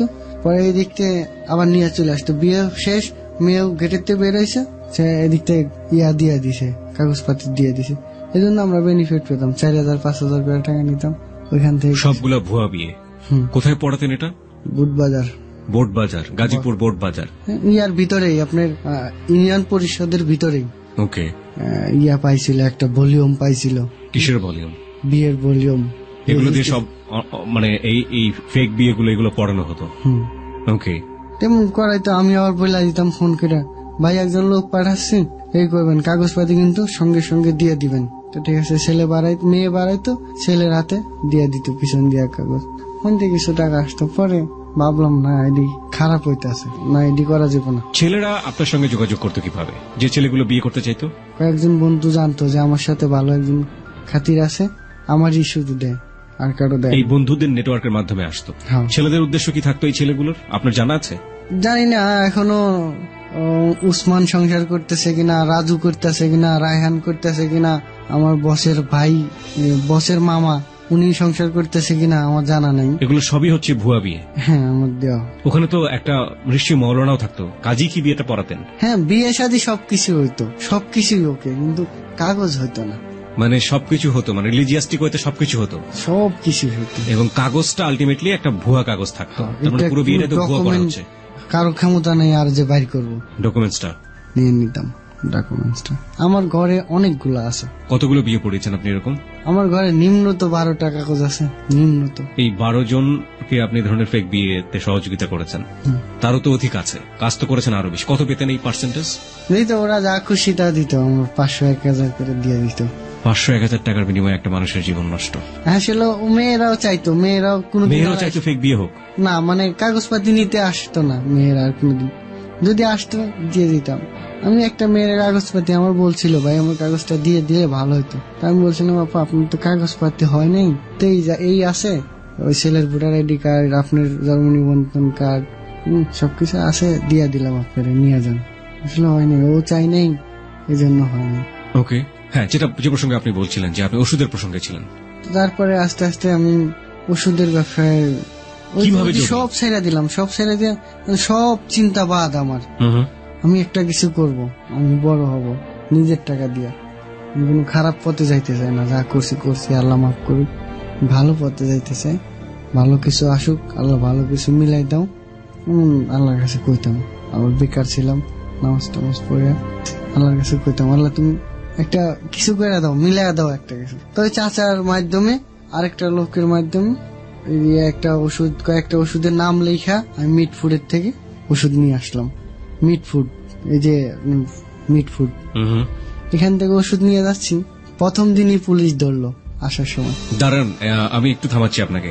ওষুধ নিয়ে গেলে পুলিশ কেন ধরবে? আপনি কি ধরনের ব্যবসাতে নামলেন? এবং আপনি তো মোটামুটি ভালো ওষুধ, এটা পুলিশের ধান্দা, পুরা পুলিশ টাকা দিয়ে। আপনি কি ধরনের ব্যবসা করতে চাচ্ছিলেন? কি আমি মিট ফুডেতে ওষুধ নিয়ে দোকানে দোকানে সেল দিব, আমার এমন নিয়ত ছিল। দোকানে দোকানে কি সেল দিবেন আপনি? ওষুধ।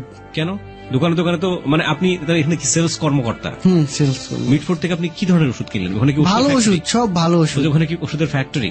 ফ্যাক্টরি না, মনে করেন আপনি ওষুধ কোম্পানিতে চাকরি করেন, আপনার মাসে 2 লাখ টাকা টার্গেট, যে এই মাসে 2 লাখ টাকা ওষুধ বিক্রি করা লাগবে। আচ্ছা, আপনি পারলেন না, 1 লাখ টাকা পারলেন, আর 1 লাখ টাকা আপনি যদি 2 লাখ টাকা না বিক্রি করেন, আপনার চাকরি চলে যাবে। ওকে, আপনার চাকরি থাকবে না। তখন আপনি মিট ফুড 1 লাখ টাকা বিক্রি করে থুয়ে আসবেন ওষুধ লস দিয়া। মিট ফুডে? মিট ফুডে যে জায়গায় অভিযান চলছে কিছুদিন আগে, জানেন তো, খুব ভয়াবহ ভাবে। রাইট। তো ওই জায়গায় বিক্রি করে থুয়ে আসতো, ওই জায়গাতে সবাই কিনা নিয়ে বিক্রি করতো। কোম্পানিতে কিন্তু ভালো ওষুধ রাখলে 12% উপরে লাভ হয় না, শতকরা। ওইখান থেকে সবাই কিনে নিয়ে বিক্রি করতো। তার মানে সেলস এজেন্ট যারা থাকতো, যাদেরকে একটা টার্গেট দেওয়া থাকতো 2 লাখ টাকা বা 3 লাখ টাকা বিক্রি করতে হবে, তারা যতটুকু পারতো বিক্রি করতো, যতটুকু পারতো না সেটা মিট ফুডে বিক্রি করে আসতো। মিট ফুড সেটা নিয়ে আবার আপনাদের কাছে লাভ করতো, আপনারা সেটা নিয়ে আবার ডিসপেন্সারি গুলোতে যেতেন, ফার্মেসি গুলোতে যেতেন, রাইট? ওকে, ফাইন। তো এখানে যদি প্রথম দিনের কথা বলছিলেন আপনি? হ্যাঁ, প্রথম দিনই পুলিশে ধরলো, নাফা এক্সট্রা আনতেছিলাম। নাফা এক্সট্রা ধরলো, বললো নাফা এক্সট্রার লাইসেন্স 2 বছর আগে বন্ধ করে দিছে, টাকা খাবে, মিথ্যা কথা। আমি বললাম, দেখেন আমি তো লিগেল মাল, আমার রিসিভ আছে, নেমো আছে, সব আছে, লিগেল মাল, আপনি কেন টাকা চাচ্ছেন? আর আমি আজই প্রথম নামলাম ব্যবসায় 3000 টাকা দিয়ে মাত্র, আমিও গরিব মানুষ, আপনি কেন টাকা চাচ্ছেন? তুমি যদি টাকা না দাও তাহলে তোমার কিন্তু জেল হয়ে যাবে, আজত হয়ে যাবে, নানান ভয় টয় দেখাইলো। তা আমার কাছে 200 ছিল, দিয়ে দিলাম। পরবর্তীতে আবার আসলাম, তো আবার আরেকজনে বললাম ডাক্তারকে যে আমার এমন এমন তো পুলিশ ধরলো, 50 টাকা দিলেই তো ছেড়ে দিত। ওদের কামই এটা, 50 টাকা নিবে, ছেড়ে দিবে। আপনি খারাপ ওষুধ কিনতেছেন, পুলিশ দেখতেছে, কিছু বলবে না। আপনি কিনে যখন বাড়াবেন তখন আপনাকে ধরবে। তেমন আবার মিট ফুড যাইতাম, ওই ওষুধগুলা বিক্রি করে আবার যাইতাম, আবার আসতে ধরতো। এই যে নয়া বাজারের মোড়ে ধরতো, নয়া বাজারের আগে ব্রিজের মাথায় ওই মোড়ে ধরতো, ব্রিজের নিচ দিয়ে রিক্সা দিয়ে আসতে হয়, আইসা গুলিস্তান থেকে গাড়িতে চড়তে হয়, এই জায়গাতে ধরতো। এই যে রিক্সা আইনা থামাইতাম, আইসাই এমনি হাত বাড়াই দিত। আর আমরা তো প্রথম বুঝতাম না, আমরা বলতেছে কি চাচ্ছেন, বলতাম বুঝাস না কি চাই, গালি দিত। পুলিশের কোনো ধর্ম নেই, আতান যাতে গালি দিত, বুঝাস না কি চাই, ব্যবসা করস, এই জায়গায় তো অবৈধ মাল নিয়ে যায় চালাস। আমি এনে কোনো অবৈধ মাল নেই, দেখেন লিগেল মাল। আমরা বুঝি এইটা বুঝতে বুঝতে টাকা দিয়ে এনে ডিউটি নিয়েছি। তারপরে এখানে 100 টাকা দিলাম, তো নিয়ে গেল। তার পরবর্তীতে এমন ধরে, ওরা ধান্দায় থাকে, ধরবেই আপনাকে, ওদের এটা ব্যবসা পুলিশের, ধরবেই, মাপ নাই, যত ভালো ওষুধই আনেন, যত খারাপ ওষুধই আনেন, তো এইভাবে ধরতেই থাকে। আমি ওরও অভ্যাস হয়ে গেছে, এখন ব্যাপার না, আমিও দেখলে সালাম দিই, আসসালামু আলাইকুম স্যার। এখন আসলে হ্যান্ডশেক করলে হাতের ভিতরে টাকা দিয়ে দিতে হয়, বা আমরা চোখ টিপ দিই, ওরাও চোখ টিপ দেয়, রিক্সাওয়ালার কাছে দিয়ে দাও, রিক্সাওয়ালার কাছে 50 টাকা দিয়ে দিই। কোনোদিন বেশি মাল হইলে 100 টাকা নিয়েন, 100 টাকা নেই, এটা রেগুলার, এটা সমস্যা না। আর পুলিশের ঘুষ খাওয়ার অভ্যাস তো আছে, 2 টাকা থেকে শুরু করে, এমন নিতেই থাকে প্রতিবারই। তো এইবার এই যে একুব নামে একজন আমার ধরলো, খুব ভালোভাবে ধরলো। আমি কই দেখেন স্যার, আমার এখানে কোনো অবৈধ ওষুধ নেই, আপনি দেখেন, এখানে তোর এসেনশিয়ালের মাল আছে। আসলে এসেনশিয়াল আমি বুঝতাম না তখন, মানে এসেনশিয়াল মানে সরকারি মাল, আসলে মিট ফুড পাওয়া যায়, তো এখানে মাল আছে। আমি স্যার দেখেন আপনি, কোনো মাল নেই। তা চামচা এসা কইতাছে, পুলিশের চামচা লগে যেটা থাকে না, বুঝো না স্যারে কি চাই, আমরা এখানে 5-6 জন, 1000 টাকা দিয়ে দিলে তো তোমার ছেড়ে দেয়। আমি আমার কাছে 1000 টাকা নাই, আর এখানে কোনো অবৈধ মাল নেই। আর রিক্সা ঘুরা, এখানে দাঁড়াই থাক, দেখমু, সব খুইলা দেখমু, তারপরে ছাড়মু। তো ওই দিনকে আমারও হে হয়ে গেছে, আমার বেশি কিছু হইলে গরম লাগলে মাথা কেমন জানি হয়ে যায়। আমিও জিদ করে বসে থাকলাম 4 ঘন্টা রাইখা। আমারে সন্ধ্যা 7টা কয় মিনিটে জানি ছাড়ছে। তারপরে 50 টাকা নিচে পরে ছাড়ছে, আমার কাছে টাকা ছিল না, 50 টাকা নিয়ে পরে ছাড়ছে। পরে আমি আবার আরেকজনকে ফোন দিলাম, ভাই স্ট্যান্ডে আসেন, আমার কিছু টাকা লাগবে, গাড়ি ভাড়া দিয়ে নিন। পরে আইসা দিয়ে গেল। এমন ধরে আরেকদিন আমার পকেটেতে হাতে 1,500 টাকা নিয়ে নিছে। এমন সবারই নেই। আপনি আমার কথা বিশ্বাস না হলে আমি 10-12 জনের নাম্বার দিব, গাজীপুরের, ওরাও আমার মতো ব্যবসা করে, ওদের কাছ থেকে শুনেন আপনি। আমি যেটা দেখলাম যে প্রত্যেকবার আপনাকে ধরছে এবং প্রত্যেকবার সবাই বলছেন যে আমার কাছে কোনো অবৈধ ওষুধ নেই। আমার কথা হচ্ছে অবৈধ ওষুধের প্রসঙ্গ কেন আসছে এখানে বারবার? অবৈধ ওষুধের সাথে জড়িত কি আপনি ছিলেন? না, আমি কোনো অবৈধ ওষুধের সাথে জড়িত ছিলাম না। আসলে আমি কোনো অবৈধ ওষুধ বুঝতাম না, চিনতামও না। আর প্রথম তো চিন্তামও না, বুঝতামও না। কিন্তু ওদের ধান্দা এটা যে এই কথা না বললে তো টাকা পাবো না। তারপরে এদিক থেকে আবার ডাক্তাররা বলে, মিয়া তুমি খালি এই ওষুধ আনো, এই ওষুধ আনলে কয় টাকা লাভ করতে পারবা? তুমি তো পারবা না কিছু করতে, তোমার কি তো খাওয়ার টাকাই হবে না। আমিও দেখতাম যে আসলে বেশি একটা থাকে না, সামথিং একটা ওষুধে, 1 বক্স ওষুধে হাইস্ট 5 টাকা, হাইস্ট 10 টাকা এমন থাকতো। কিন্তু ডাক্তারকে থাকতো হিউজ পরিমাণ, সেটা বললে বিশ্বাস করবেন না যে এত থাকে ওদের। তোমরা বললো যে তোমরা এই ওষুধ নিয়ে আসবা, ক্যালবডি নিয়ে আসবা, অস্টোক্যালডি নিয়ে আসবা, বেস্টাম গোল্ড নিয়ে আসবা, নিউরোবি নিয়ে আসবা, ফিলোয়েল গোল্ড নিয়ে আসবা, এগুলা নিয়ে আসবা। আমাকে এইগুলা পাওয়া যাবে, সমস্যা নেই। কয়েকগুলা 1 নাম্বারটা না 2 নাম্বারটা ডাক্তার বলে দিল এটা? এটা পিরাই ডাক্তারই বলতো। তারপরে সুখী নিয়ে আসবা, সুখী সরকারি। তারপরে এজিথ্রোমাইসিন নিয়ে আসবা, লিভোফ্লক্সিন নিয়ে আসবা, মানে সরকারি যা প্রোডাক্ট আছে নিয়ে আসবা, এগুলা নিয়ে আসবা। তা আমি খুঁজতাম মিটফুডে, মানে সকালবেলা চলে এসে খুঁজতাম, এই ওষুধগুলা খুঁজতাম। কিন্তু ওরা আবার প্রথম যা পরিচয় না হইলে দেয় না। আপনি 1 দিন 2 দিন 3 দিন আনবেন, পরে আপনার চিনা ফেলাবে, পরে দিবে। তা আমি এমন চাইতাম, পরে ডাক্তারকে যা বলতাম আমি পাই না, সবাই আনে, তুমি পারো না, তুমি তো ব্যবসা করতে পারবো না, আচ্ছা তুমি আর অর্ডার নিতে আইসো না আমাদের কাছে। ডাক্তার বলতো এটা? কোন কোন হাসপাতালের ডাক্তারের কাছে আপনি দিতেন এগুলো, বা কোন ধরনের ডিসপেন্সারি ডাক্তারের কাছে দিতেন? যত ফার্মেসি আছে না, ফার্মেসিতে। ফার্মেসির ডাক্তারগুলো চাইতো? এটা কি ডাক্তাররা না ফার্মেসি যারা বিক্রি করে, যারা ফার্মেসিতে বিক্রি করে তারা চাইতো? আলটিমেটলি ডাক্তার না তারা? আছে আর এমপি করা চক্কর বক্কর মক্কর আছে। Okay fine. তো চাইতো, তা আমি এমন আনতে পারি না। বলে তুমি আর অর্ডার নিতে আইসো না, তুমি ওষুধ না দিতে পারো না, তুমি আইসো না। ওই যে ওরা সবাই পারে, সবাই আরো তো 10-12 জন লোক আছে, ওরা সবাই পারে, পরে আইসো। তো অর্ডার মর্ডার দিত না। তা আমি কয়দিন ইচ্ছা মতো খুঁজলাম, পরিচয় হইলাম, হইতে আস্তে আস্তে 2-1টা প্রোডাক্ট করে দেওয়া শুরু করলো। এখন হিউজ পরিমাণ দেয়, যা চাই তাই দেয়। কি দিল আপনাকে প্রথম আমার এই ক্যালবডি, নিউরোবি। ক্যালবডি আসলে কি, কিসের ওষুধ এটা? এটা ক্যালবডি ডিব্বা, পট জাতীয় ক্যালসিয়াম ক্যালবডি। এটা নকল ওষুধ? সেম, ধরার কারো কোনো ক্ষমতা নেই কারো। এইটা এই কোম্পানির ওষুধটাকে নকল করেছে কোন একটা অসাধু ব্যবসায়ী গ্রুপ, তাই তো? আচ্ছা, তো ভিটামিন এটা, এবং এই ভিটামিনটা কারা খায় সাধারণত আপনার জানা আছে? হ্যাঁ, সাধারণ পাবলিক খাইতেছে, আপনিও কি না খাইতেছেন? আচ্ছা, এই যে ক্যালবডি ওষুধটা, এই ওষুধটার মধ্যে নকল যেটা, এটার মধ্যে কি থাকে আপনার জানা আছে?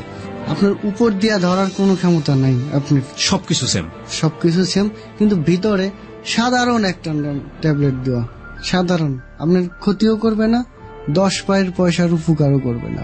এই রকমের ব্যাপার থাকে। ওকে, কিন্তু যেটা স্কোয়ারের বা যেটা ভ্যাকসিন কোড, যেটা এসিআই, যেটা এসকেএফ এর, ওগুলা আপনি যদি 150 টাকা এমআরপি আছে, ওটা আপনি 12% পাবেন, শতকরা 12%। আর এইটা আপনি শুধু 30 টাকা দিয়ে কিনতে হচ্ছে, শুধু 30 টাকা দিয়ে কিনতেছেন আমার কাছ থেকে, বিক্রি করতেছেন। কিন্তু আর মানুষও দেখতেছে এগুলা ভালো কোম্পানি, এগুলো নিচ্ছে, রহ দিতেছে, এটা এসকেএফ এর, এটা স্কোয়ারের, এটা ভ্যাকসিন কোড, নিতেছে, কোনো সমস্যা নেই, চোখ বন্ধ করে সবাই নিচ্ছে। হ্যাঁ, ভালো কোম্পানি। মানে ওই 150 টাকার জিনিস আলটিমেটলি ডিসপেন্সারির মালিকরা কিনতেছে, বা আপনি কিনতেছেন 30 টাকা করে, অনলি 30 টাকা। আমি দিতেছি, এর ভিতরে আমি আবার লাভ করতেছি। আপনি কত টাকা দিয়ে ডিসপেন্সারিতে বিক্রি করেন? 5 টাকা। আমি বিক্রি করতেছি 25 টাকা, 30 টাকা। আপনি কিনলেন কত করে? কিনছি 20 টাকা দিয়ে। 20 টাকা আপনি বিক্রি করলেন 25 টাকা 30 টাকা।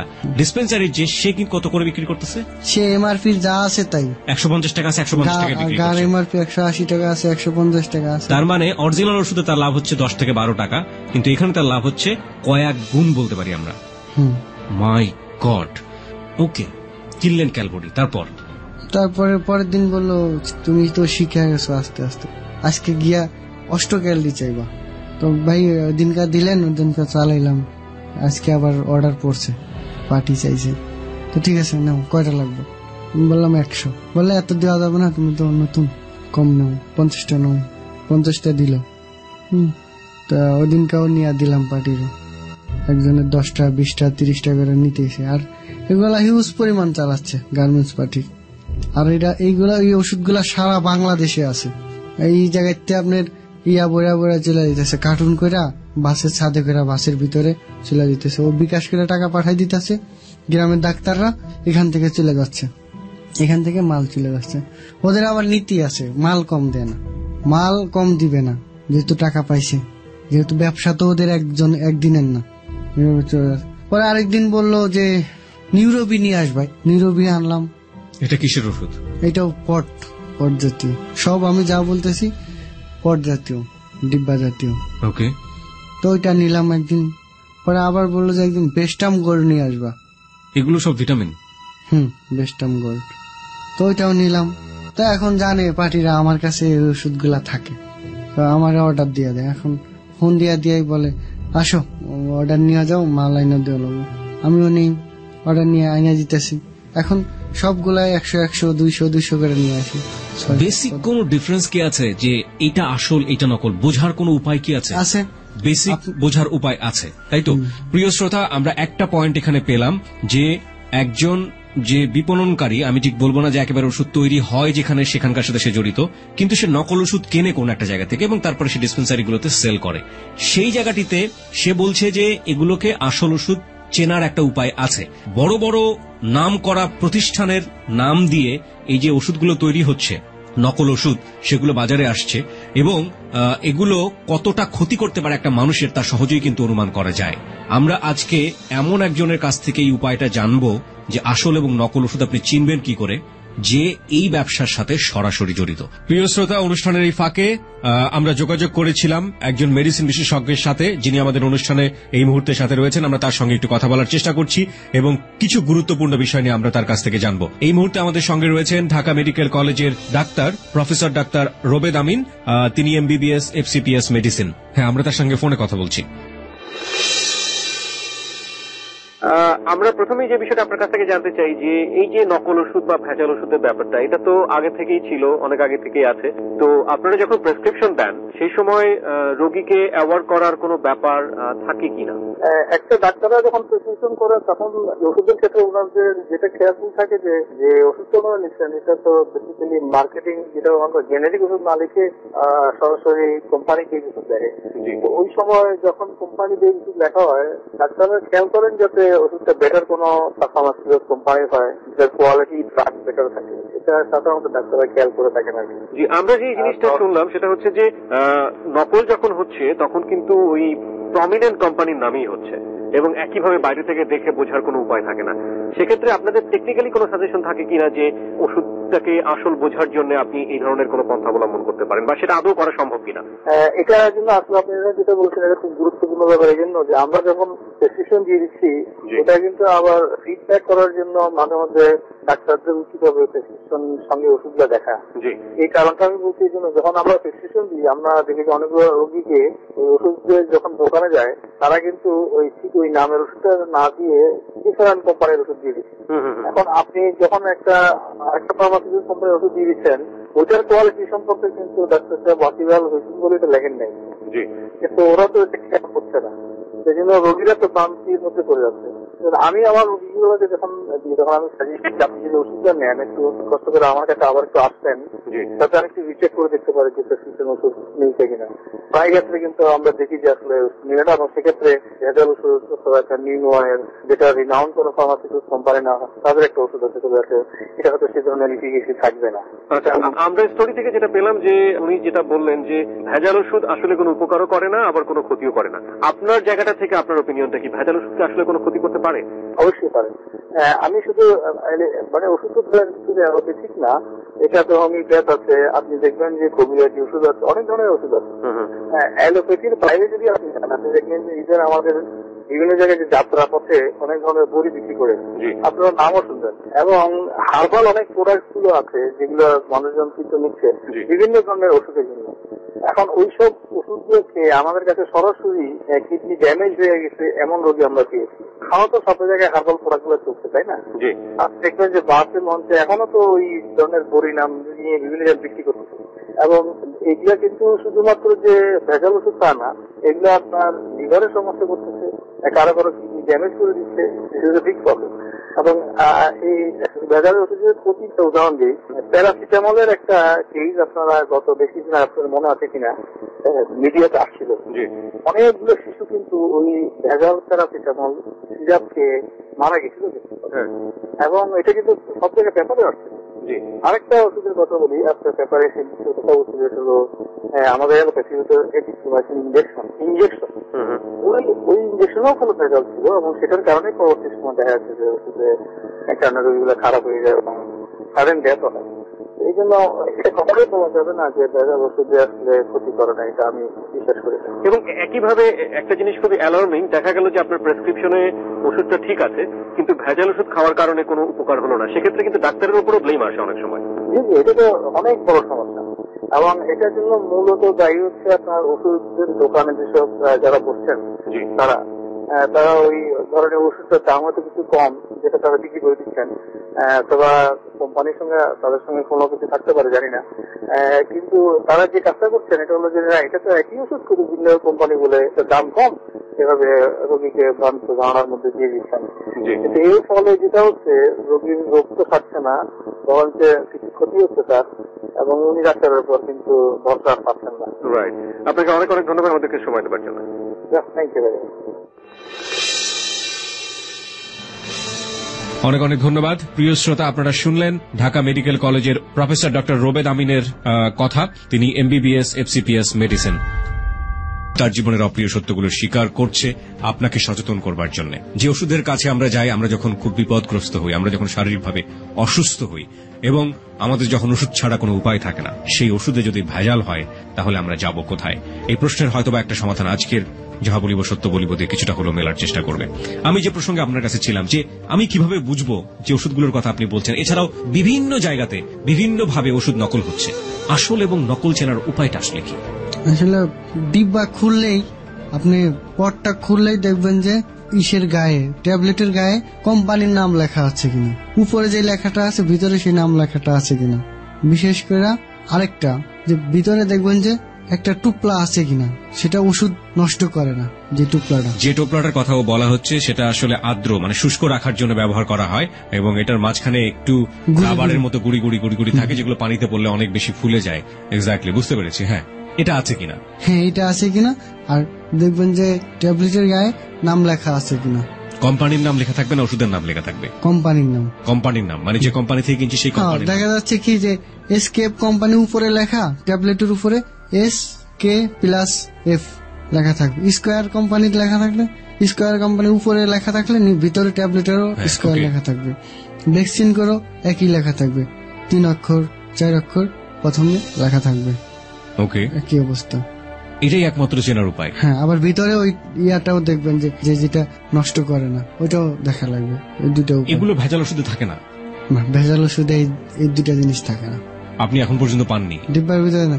একটা ডিব্বা আপনার 26 টাকা দিয়ে দিতেছে, আপনি কি দিবে? একটা ডিব্বা করতে কয় টাকা খরচ গেছে, কাগজ করতে কয় টাকা খরচ গেছে।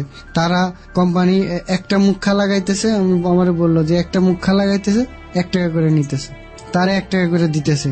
যে প্যাকেট বানাইছে তারাও তো দিতে হয়েছে, যে কালার করছে তারাও তো দিতে হয়েছে, যে ডিব্বা বানাইছে তারাও তো দিতে হয়েছে। এক জায়গাতে হয়েছে তা তো না, আরেক জায়গাতে তো কিনে আনতে হয়েছে, তারও তো লাভ করতে হয়েছে। কয় টাকা জিনিসটার মূল্য যে তারা মেশিন দিবে আবার। Exactly, that is the point. প্রিয় শ্রোতা, ওর কথা আপনার জানা মতে এই ওষুধগুলো কারা তৈরি করে, কোথায় তৈরি, আপনি কিছু জানেন? হ্যাঁ, ওনারা আমি গুরু ডাকি, ওনার বলছি গুরু আমিও খুব অসহায়, আমার একটা কিছু করে দেন। তো বলছে তোমার আমি ভালো জানি, দেখি তোমার কি করে দেওয়া যায়। তা আমি বলি গুরু আমার খোঁজ বলেন তো এগুলা কেমনে কি হয়। কয় তুমি পোলাপান মানুষ, তোমার এত জানার দরকার নেই, তুমি ওষুধ লাগলে বইলো। তো এগুলা কোনা বাড়ির থেকে আসা, আমি ফোন দিলে কোনা বাড়ির থেকে এসে দিয়া দেয়। আমি বলি আমি গুরু আমার ওই জায়গায় নিয়ে যান, একবার নিয়ে যায় আমি ওই জায়গায় ওষুধ বানাবো। কয় 10 বছর ব্যবসা করো। 10 বছর ব্যবসা করে তারপর ওইখানে ঢুকতে হবে আপনাকে? এইভাবে বলে নাই, বলছে তুমি 10 বছর ব্যবসা করো, তারপর চিন্তা ভাবনা করবো। আর ওনারা বেশ কয়েকবার পুলিশে ধরছে, বড় বড় এমপি মন্ত্রী পুলিশরা, পুলিশকেও টাকা দেয়, তো থানায় উনি 2 লাখ টাকা করে দেয়। আমি বলছি গুরু আমার যদি কোনোদিন ধরে পুলিশে, কয় তুমি বলবা আমি মিটফুটের থেকে কিনে আনছি, তুমি আমার নাম বলবা না, আমার নাম্বারে দিবা না, তুমি বলবা আমি মিটফুটের থেকে কিনে আনছি। মিটফুলার আর কই পাইছে জানি না। এই গুরুর সাথে আপনার এখনো কথা হয়? হ্যাঁ, আমি আজকেও কথা বলছি। প্রিয় শ্রোতা, একটি গুরুত্বপূর্ণ বিষয় ঘটতে যাচ্ছে এই মুহূর্তে, সেটা হলো যে ও যেসব গুরুর কথা বলছে, যে যাদের কাছ থেকে ওষুধ কিনে থাকে, যাদের সাথে ওর কখনো দেখা হয়নি এবং যারা ওকে বিভিন্নভাবে বলে থাকে যে আরো 10 বছর 12 বছর কাজ করে তারপরে তাদের সান্নিধ্য পেতে হবে, সেই রকমেরই একজনের সাথে আমাদের অনুষ্ঠানের ফাঁকে কথা বলেছে আর যে সুমন, সেই কথোপকথনের চুম্বক অংশটুকু আপনাদের এই মুহূর্তে আমরা শোনাচ্ছি।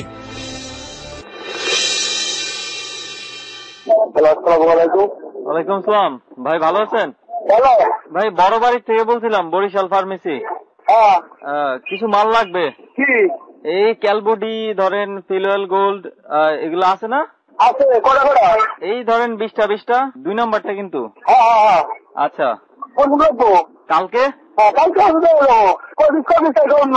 এই ধরেন ক্যালবডি লাগবে 20টা, ফিলওয়েল গোল্ড 20টা, আর নিউরোবি দিয়েন 30টা। হ্যাঁ হ্যাঁ হ্যাঁ হ্যাঁ, মনির। হ্যাঁ হ্যাঁ হ্যাঁ, সরকারি কিছু মাল দরকার ছিল, কোনোভাবে ম্যানেজ করেন যাবে না? আচ্ছা আচ্ছা ভাই, আমি রেডিও থেকে বলছিলাম, এবিসি রেডিও। আপনি যে 2 নাম্বার ওষুধ বিক্রি করেন, পুলিশ কি জানে যে আপনারা এই কাজগুলো যে করছেন?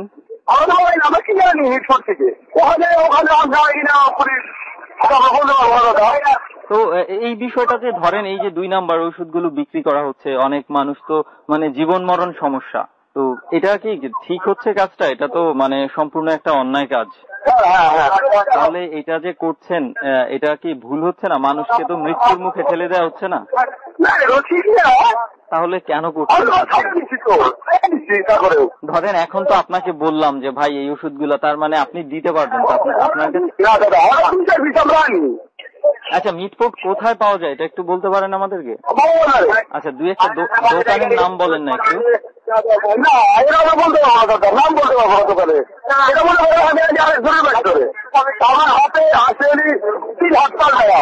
আচ্ছা, 3 হাত পাল্টে আপনার কাছে আসে, দোকানদাররা কি ইচ্ছা করেই এগুলো চায়?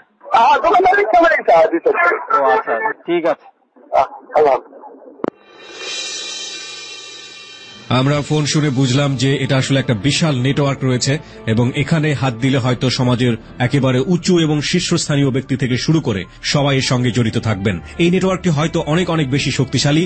আমরা চাই গণমাধ্যমের আরো অন্যান্য যে মাধ্যমগুলো রয়েছে সেগুলোতেও এগুলো নিয়ে সাধারণ মানুষের সুবিধার্থে আরো অনেক অনেক বেশি প্রচার হোক এবং সাধারণ মানুষ যারা রয়েছে আমাদের মতো, তারা অবশ্যই ওষুধ কিনতে গিয়ে সচেতন থাকবেন। ওকে, যে জায়গাটিতে আমরা ছিলাম, পরে আমি আর মিটফুটের তো ওষুধ আনি না, শুধুমাত্র যেখান থেকে তৈরি হয় সেখান থেকে আনেন। এখান থেকে আনলে আপনার লাভ হয় কিছু? হ্যাঁ, কিছু লাভ হয়, দিয়ে আবার দিয়াও যায়। আর মিটফুটের থেকে নিলে আবার শুধু অর্ডার দিলেই হয়, সে আপনাকে এসে পৌঁছে দিয়ে যাবে?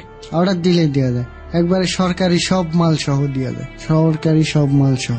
কত টাকার অর্ডার দেন আপনি প্রতিদিন? প্রতিদিন না, মাস শেষে বেশি হয়, বেতন হয়, মাস শেষে বেশি হয়।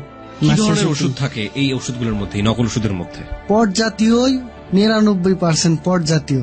আপনি দেখবেন যে ইউএস এর লেখা আছে, ইউএস এর পট, ইউএস এর ডিব্বা, আসলে সবকিছুই ভুয়া।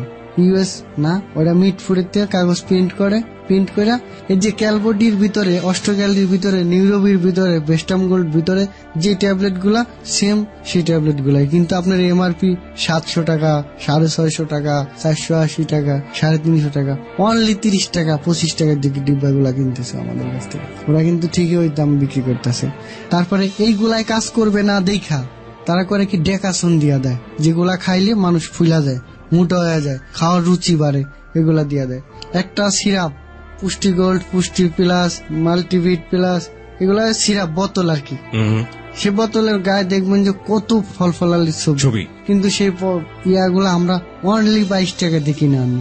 মাই গড, অনলি 22 টাকা। হ্যাঁ, অথচ 250 টাকা 300 টাকা এমআরপি, অনলি 22 টাকা দিয়ে কিনে আনি।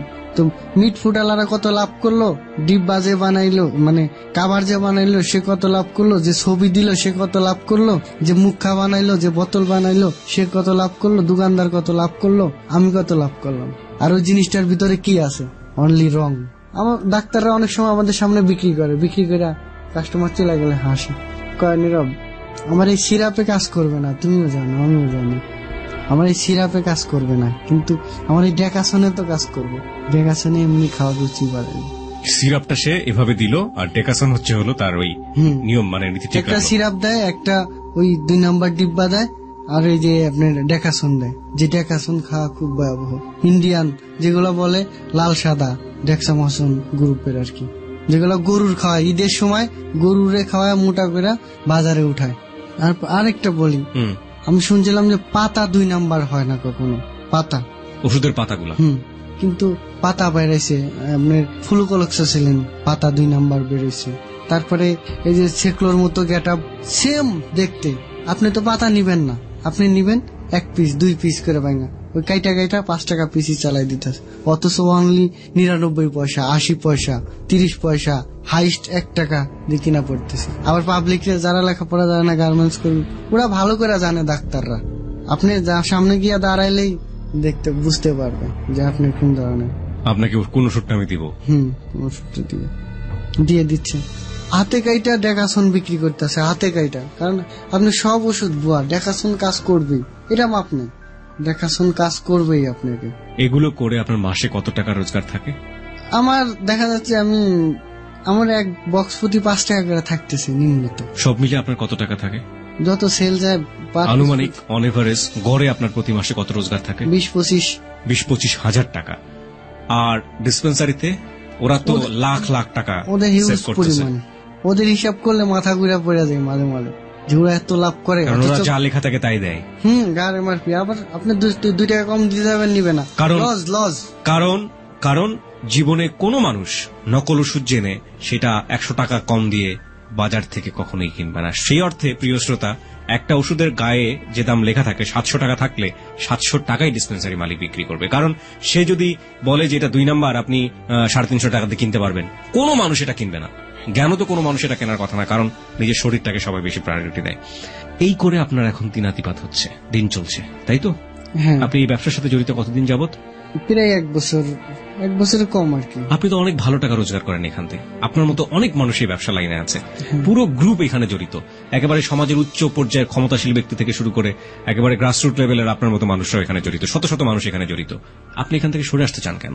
আসলে আমার বাবাও তো অসুস্থ হইতে পারে, আমার মাও তো অসুস্থ হইতে পারে, হয় না তা তো না, অসুস্থ হবো, আমি নিজেও হবো। আমি যদি আজকে হাসপাতালে পড়ে থাকি, আমার ওষুধ আনার ক্ষমতা নেই, আমার তো আপনি থাকেন পাশে, আমার বাপ থাকুক মা থাকুক, যে কোনো একজন তো আমার ওষুধ আইনা দিবে। আর আমি তো যাচ্ছি না, আমি তো চিনি, আপনার কাছে দিয়ে দিল আমার ওষুধ, আমি তো খাবো এগুলা। আমার বিবেকের তাড়নায় আমি এই জায়গায় আসছি। যে খানাখন্দ আমরা খুঁজছি, সেই খানাখন্দ কিন্তু আমরা নিজেদের জন্যই করছি। আপনার বিবেক জেগেছে এত অল্প সময়ের মধ্যে, 1 বছরের মধ্যেই। 1 বছর হয়নি আমার ব্যবসা, 1 বছর হয়নি।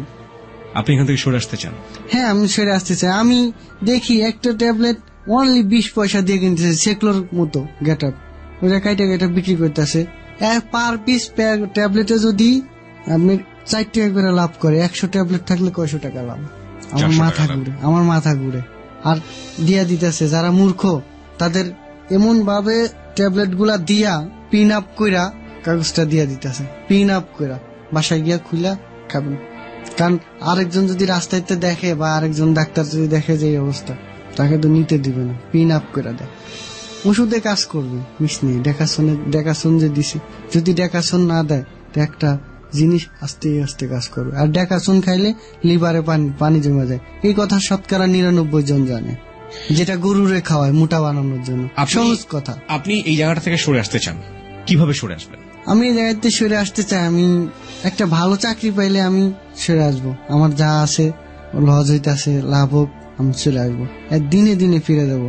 তা আমি সবাই বলতে চাই, আমার একটা প্লিজ আমার একটা ভালো চাকরি ব্যবস্থা করে দেন, আপনাদের কাছে অনুরোধ। আমি চাই না এই খারাপ ব্যবসায় জড়িত থাকতে।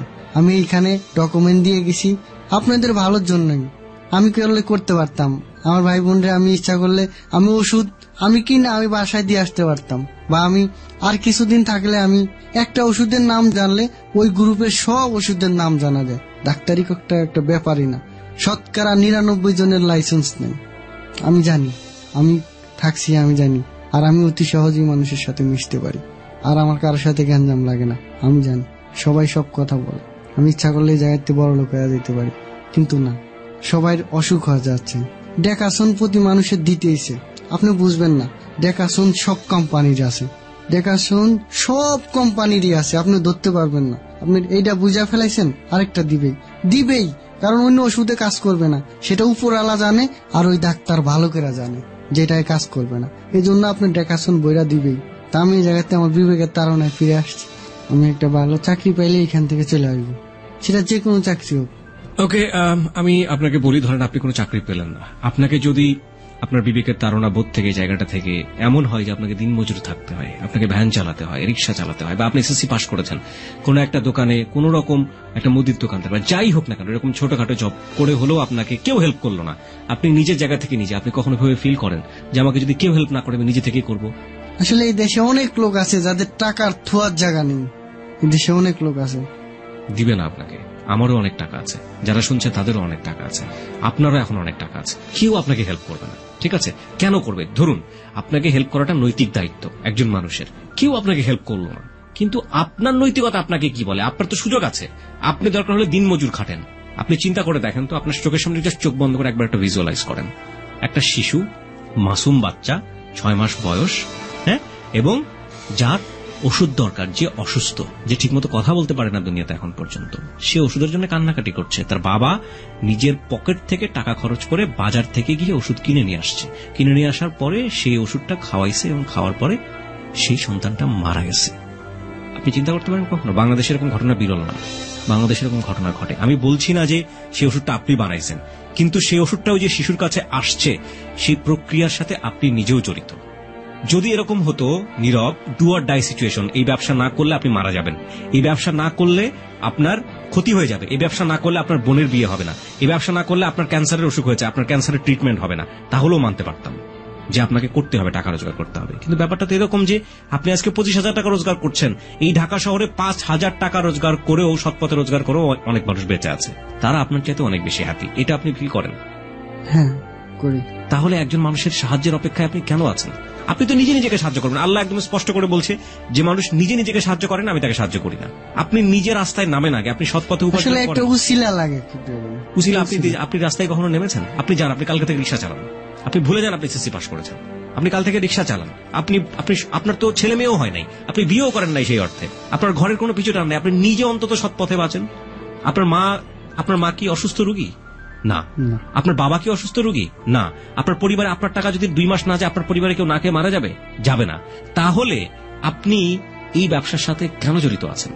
আপনি যে কত বড় অপরাধ করছেন আপনি এটা বুঝতে পারেন? আপনি চোখের সামনে দেখতে পারেন না যে ভুলগুলা কি হয়। একটা বাবা সন্তানের কাছে ওষুধ নিয়ে যাচ্ছে, সেই সন্তান ভালো হচ্ছে না, সে বাবা কতটা টেনশনে থাকে, সে মা কতটা টেনশনে থাকে, সেই সন্তান কতটা পেইন পায়। একটা মার কাছে সন্তান ওষুধ নিয়ে যাচ্ছে, আপনি একটু আগে বলতেছিলেন, যে মা তাকে দুনিয়াতে নিয়ে আসছে, সেই মাকে সে ভালো করতে পারছে না, এবং সেগুলোর জন্য এই অসৎ ব্যবসা জড়িত। আপনি তার একটা অংশ, তার একটা পার্ট। আপনি সবকিছু বাদ দেন, কালকে থেকে আপনি রিক্সা চালান ঢাকা শহরে, আপনি বৈধ উপায়ে রোজগার করেন, এর চেয়ে ভিক্ষুকরা অনেক ভালো। আপনি আজকের অনুষ্ঠানে ওয়াদা করে যান যে আপনাকে যদি কেউ হেল্প না করে আপনি এই ব্যবসার সাথে জড়িত থাকবেন। আপনি কেউ আমার হেল্প করুক। আপনি একটা ভুল পথে আছেন, অন্যায় পথে আছেন, কিন্তু সেই জায়গাটা থেকে আপনাকে বের হয়ে আসতে হবে। আমার এখনো বাকি টাকা পড়ে আছে মার্কেটে 20-30 হাজার টাকার উপরে। 20-30 লাখ তো পড়ে নাই, এই টাকাগুলো উঠাবো। আর এর ভিতরে আল্লাহ আমার একটা ভালো ব্যবস্থা করে দেখ। আমি চাই কারো উসিলায়। আল্লাহ আপনাকে কখনোই ভালো ব্যবস্থা করবেন না যদি আপনি নিজে থেকে নিজের ভালো ব্যবস্থা না করেন। আমি চাচ্ছি ভালো হয়ে যেতে, চাচ্ছি দেখেই জায়গা আসছেন। আপনি ফিল করেন এটা যে আপনি ভুল করছেন, কিন্তু আপনি এটা ফিল করছেন না যে এই ভুল আর আপনি করবেন না। এক মোমেন্টের জন্য করা সম্ভব না, এক মুহূর্তের জন্য না। আপনাকে শুনছে আজকে লাখ লাখ মানুষ, আপনার মতো অনেকেই আজকে আপনাকে শুনছে। আপনি যদি এখান থেকে ওয়াদা করে যেতে পারেন যে না, আজকের পর থেকে আমি আর করবো না, যত কষ্টেই থাকে 2 বেলা না খেয়ে থাকবো। আপনি তো আল্লাহর কথা বলছেন বারবার, রাইট? আপনি রিলিজিয়াসটি করতে বলেন, তাওয়াক্কুল তু আলাল্লাহ, একটা কথাই আছে, আপনি আল্লাহর উপর তাওয়াক্কুল করেন, আপনি নামেন রাস্তায়। ভাই, আপনার যদি একটা ভয়াবহ রকমের বিপদ হতো, আপনি যদি নিরুপায় থাকতেন তার একটা কথা ছিল, আপনি তো নিরুপায় না, তাহলে একটা মানুষকে আপনি কেন নিরুপায় করে দিচ্ছেন? আপনি অন্যায় কেউ একজন করছে, সেই অন্যায় উপায়ে আপনি পয়সা রোজগার করছেন, এই পয়সা আপনার পেটে যাচ্ছে, আপনি কিভাবে মনে করেন যে আল্লাহ আপনাকে এই উপায়ে হেল্প করবে? আপনি সরে আসেন এখান থেকে, আপনাকে সরতে হবে যে কোনো রাস্তা দিয়ে হোক। আপনি তাহলে গার্মেন্টসে ফিরে যান, আবার যে কোনো রাস্তাতেই হোক। আপনি ওই গল্পটা জানেন, নবীজি এক সময় বলছিল যে তোমার ঘরে কি আছে, আমার ঘরে একটা কম্বল আছে, কম্বলটা বিক্রি করে কুঠার কিনলো, ওই গল্পটা জানেন? তারপরে কুঠার নিয়ে সে জঙ্গলে গেল, কাঠ কাটলো, সেখান থেকে সে ব্যবসা করা শুরু করলো এবং সে একসময় অনেক বড় লোক হয়ে গেল। এই গল্পগুলো জানেন, শুনেছেন? শুনেছি। তাহলে আপনি তো জঙ্গলে তো আর যেতে পারবেন না, গাছ টাছ তো আর নাই আমাদের জঙ্গলে। আমি তো জাস্ট এটাকে একটা এক্সাম্পল হিসেবে নিতে পারেন। আপনি জিরো থেকে শুরু করুন। আপনার বয়স কত এখন? 25 বছর। 25 বছরের টকবগে তরুণ আপনি। আপনার তো কিছু যোগ্যতা আছে, আপনি খুব সুন্দর করে মানুষের সাথে মিশতে পারেন, যেটা আপনি বলছিলেন একটু আগে। You have that kind of caliberity. অনেক মানুষ চেনাশোনা আছে। সৎ উপায় বাঁচার জন্য হাত পাতুন সমাজের কাছে, আপনি অনেক সাহায্য পাবেন। চারপাশে কোনো না আপনার মতো অনেক ভালো মানুষ আছে দুনিয়াতে। হ্যাঁ, আপনি যদি এটা ফিল করেন যে কেউ একজন আপনাকে সাহায্য করবে, তারপর আপনি ভালো হয়ে যাবেন, ওই মানুষটা কিভাবে আপনাকে বিশ্বাস করবে? আপনি নিজে থেকে আগে ভালো হন, আপনি কারো সাহায্য নিয়েন না, নিজে থেকে নিজের পায়ে দাঁড়ান, নইলে আপনার ভাগ্য কেউ বদলাতে পারবে না। আপনার কথা তো যুক্তিসঙ্গত কথা সব, কিন্তু আমি একা ভালো হইলে চলবে না। আমি চাই এই অনুষ্ঠান যারা শুনছেন, তারা অনেক ডাক্তাররাও শুনেন, তারাও ভালো হয়ে যান। আর যারা শুনেন না তাদের কাছে এই রেকর্ডিংটা পুষাই দিবেন। আপনার 5 টাকা খরচ হয়, 10 টাকা খরচ হয়। বিফোর দ্যাট আপনি নিজে ভালো হওয়ার আগে ওয়াদাটা করেন। কেন বলছি? আমরা প্রত্যেকে যদি প্রত্যেকের জায়গাটা থেকে ভালো হই, তাহলে পুরো সমাজটাই পাল্টে যাবে। অন্য ভালো হলো কি না হলো সেটার জন্য সেটা নিরুপায় করার আগে তো আপনার নিজে ভালো হতে হবে। হ্যাঁ, আপনি সেটাকে নিশ্চিত করেন যে আমি ভালো হব কালকে থেকে, এটাই হচ্ছে আমার ওয়াদা। আমি কালকে থেকে ভালো হব, যত কষ্টই হোক না কেন, কালকে থেকে আমি ভালো হব। আমি একবেলা না খেয়ে থাকবো, আমি ভালো হব কালকে থেকে। এবং এটা অনেক কষ্টের কাজ, কিন্তু আপনার ভিতরে বিবেক আছে বলে আমি বলছি। বাকি সবাই লেট দেম সি। আমরা আজ থেকে 20 পর্ব পরে আপনার কাছে যেতে চাই, গিয়ে আপনাকে দেখব যে আপনি সত্যি সত্যি সৎ পথে কেমন আছেন। আমরা আপনাকে এক্সাম্পল করতে চাই, উদাহরণ করতে চাই। আপনি ওয়াদাটুকু করতে হবে আমাদের অনুষ্ঠানে আজকে। আচ্ছা, আমিও ওয়াদা করলাম আমি এই ব্যবসা থেকে সরে আসবো। আজকে থেকে 2 নম্বর ওষুধ, কোনো 2 নম্বর ওষুধ বিক্রি করব না, আমি ওয়াদা করলাম।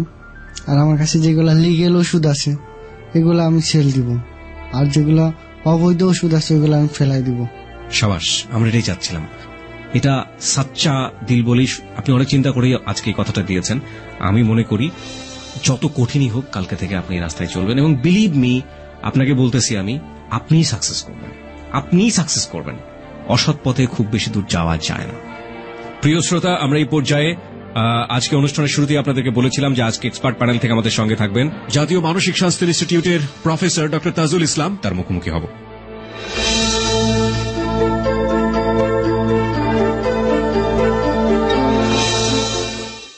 তো ডক্টর তাজুল ইসলাম, আপনি কি মনে করেন কোন কোন জিনিসগুলো আপনার মনে হয়েছে যে নক করার মতো? হ্যাঁ জি, আমি নীরবের নীরবই শুনলাম। আসলে নীরবের কাহিনী আমাদেরকে বারবার শুনতে হচ্ছে। সারা পৃথিবীতেই অপরাধ বিজ্ঞানীরা যত জরিপ করেছেন, রিসার্চ করেছেন, দেখা গেছে যে অপরাধের সঙ্গে সবচেয়ে কমন যেটা ব্যাপার জড়িত থাকে সেটা হচ্ছে নিম্নবিত্ত লোকেরা, দারিদ্রতা যাদের বেশি থাকে তারাই। মানে উচ্চবিত্ত লোকেরাও অপরাধ করে, সেটা করে অন্য কারণে। আর নিম্নবিত্ত থেকে যারা করে আসে তারা হচ্ছে তাদের অস্তিত্বের রক্ষার কারণে। আপনি নীরবী যে কথাগুলো বললেন, 2টা আঙ্গিক এখানে দেখতে হবে যে আমরা যদি সমাজকে অপরাধ মুক্ত রাখতে চাই, আর যদি বলেন 2 নম্বরী কারবার মুক্ত রাখতে চাই, তাহলে আমাদের সমাজের যারা মানে নিরন্ন মানুষ, যারা 2 বেলা খেয়ে করে বাঁচার কোনো সৎ উপার্জন করার কোনো সুযোগ পাচ্ছে না, সেই মানুষগুলিকে যদি আমরা একটা পর্যায় পর্যন্ত, এই যে শ্রেণীহীন সমাজ, সাম্যের সমাজের কথা বলে, এগুলি কিন্তু একেবারে মানে ফাঁকা বলি নয়, এগুলি কিছু না কিছু বাস্তবায়ন করতে হবে। সমাজ যদি একেবারে অন্ধ হয়ে থাকে যে হ্যাঁ অল্প কিছু লোক উপরে উঠে যাবে আর বেশিরভাগ মানুষ একেবারে হতদরিদ্র হয়ে থাকবে, তাহলে কিন্তু ওই সমাজের লোকেরা ভালো থাকতে পারবে না। ওই হতদরিদ্র লোকেদের ভিতরে 90% লোকেরা হয়তো এগুলি মেনে নিয়ে, অন্যায় মেনে নিয়ে এবং সে বাধ্য মেনে নিয়ে সেভাবেই হয়তো হতদরিদ্র জীবনযাপন করছে। কিন্তু এর থেকে 4%-5% লোক কিন্তু মাথা উঁচু করে দাঁড়িয়ে, ঘাট বাঁকা করে দাঁড়িয়ে একটা পথ তারা, অন্ধকার একটা পথ তারা বেছে নিয়ে যায়, যেখান থেকে তারাও সমাজের উপরে উঠবে, অর্থের যোগানও তারা পাবে, ক্ষমতার ভাগও তারা পাবে। এই যে নীরবদের মতন বা অন্যান্য যে সমস্ত মাস্তান বা আমরা অপরাধী যারা বলেন, তারা হচ্ছে সেই শ্রেণীর লোক। তারা হয়তো দরিদ্র অবস্থান থেকে তারা উপরে উঠতে চায়। তাদের মতো আরো 90% মানুষ যে এটাকে এভাবে মেনে নিয়েছে যে না, আমি অন্যায় করে, পাপ করে বা 2 নম্বরী কাজ করে আমি অর্থ উপার্জন করবো না, আমার কপালে এটাই লেখা আছে, আমার দায়িত্ব এটাই, আমাদের জীবন এটাই, আমি 2 বেলা যেভাবে পারি খাবো, সৎভাবে পারি সেভাবেই খাবো, তাই বলে আমি আইন ভঙ্গ করবো না, অন্যকে প্রতারণা করবো না বা এরকম জীবনই করবো না। এটা হচ্ছে সাধারণ মানুষের সাধারণ জীবনযাপন। কিন্তু এই নীরবের মতন লোকদেরকে বুঝতে হবে যে হ্যাঁ, আমার শিক্ষা দীক্ষা বা আমার মেধা বা আমার দক্ষতা যতটুকু আছে সেই পর্যায়ে আমি একটা কাজ করবো, ও সেই কাজটা হবে সৎভাবে উপার্জন। আমি তো গড়াইতে থাকবো, একবার বাস কন্ট্রাক্টর করবো, একবার চোরাচালানি করবো, আরেকবার এটা করবো সেটা করবো, এইভাবে জীবনটা গড়িয়ে চললে সেই জীবনটা কোনো স্থিতিশীল জীবন হবে না। একটা স্টেবল জীবন করতে হবে। আমি একটাই পেশা বেছে নেবো যেটা আমার জন্য উপযোগী, এবং সেই পেশায় যা উপার্জন হবে সেটা দিয়ে আমি জীবন যাপন করবো। এটা হচ্ছে তার জন্য 1 নম্বর। আর 2 নম্বর হচ্ছে সে তার সামাজিক অন্য ভূমিকাগুলো, যেটা স্বামী হিসাবে ভূমিকাটা, সেটাও সে নিতে পারতেছে না। তাকে এটা এখন জানতে হবে। এখন ওই সময় হয়তো তার এই ভূমিকা গ্রহণের যে ডেভেলপমেন্টাল যে প্রসেস, সেটা হয়তো ত্রুটিপূর্ণ ছিল বলে সে হয়তো সেই তার বিকাশটা তত ভালো হয়নি। কিন্তু এখনো সুযোগ আছে, বড় হয়ে গেছে, এখন তার মানে ম্যাচুরিটি গ্রো করার অবস্থান চলে এসে।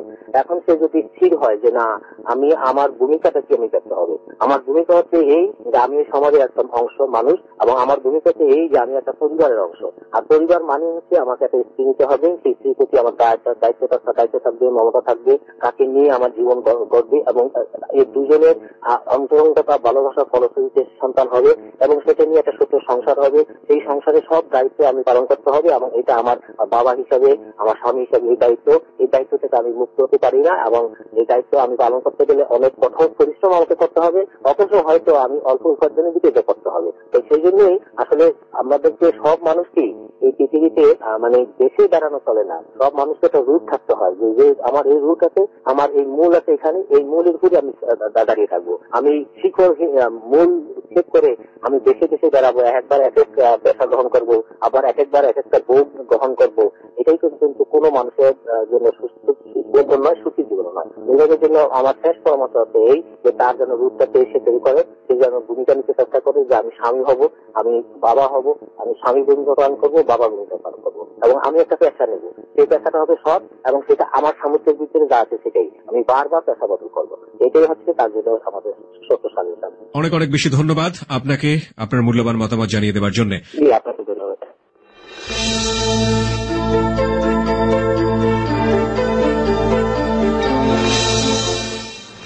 প্রিয় শ্রোতা, এখানেই শেষ হচ্ছে নীরবের জীবনের অপ্রিয় সত্যগুলো।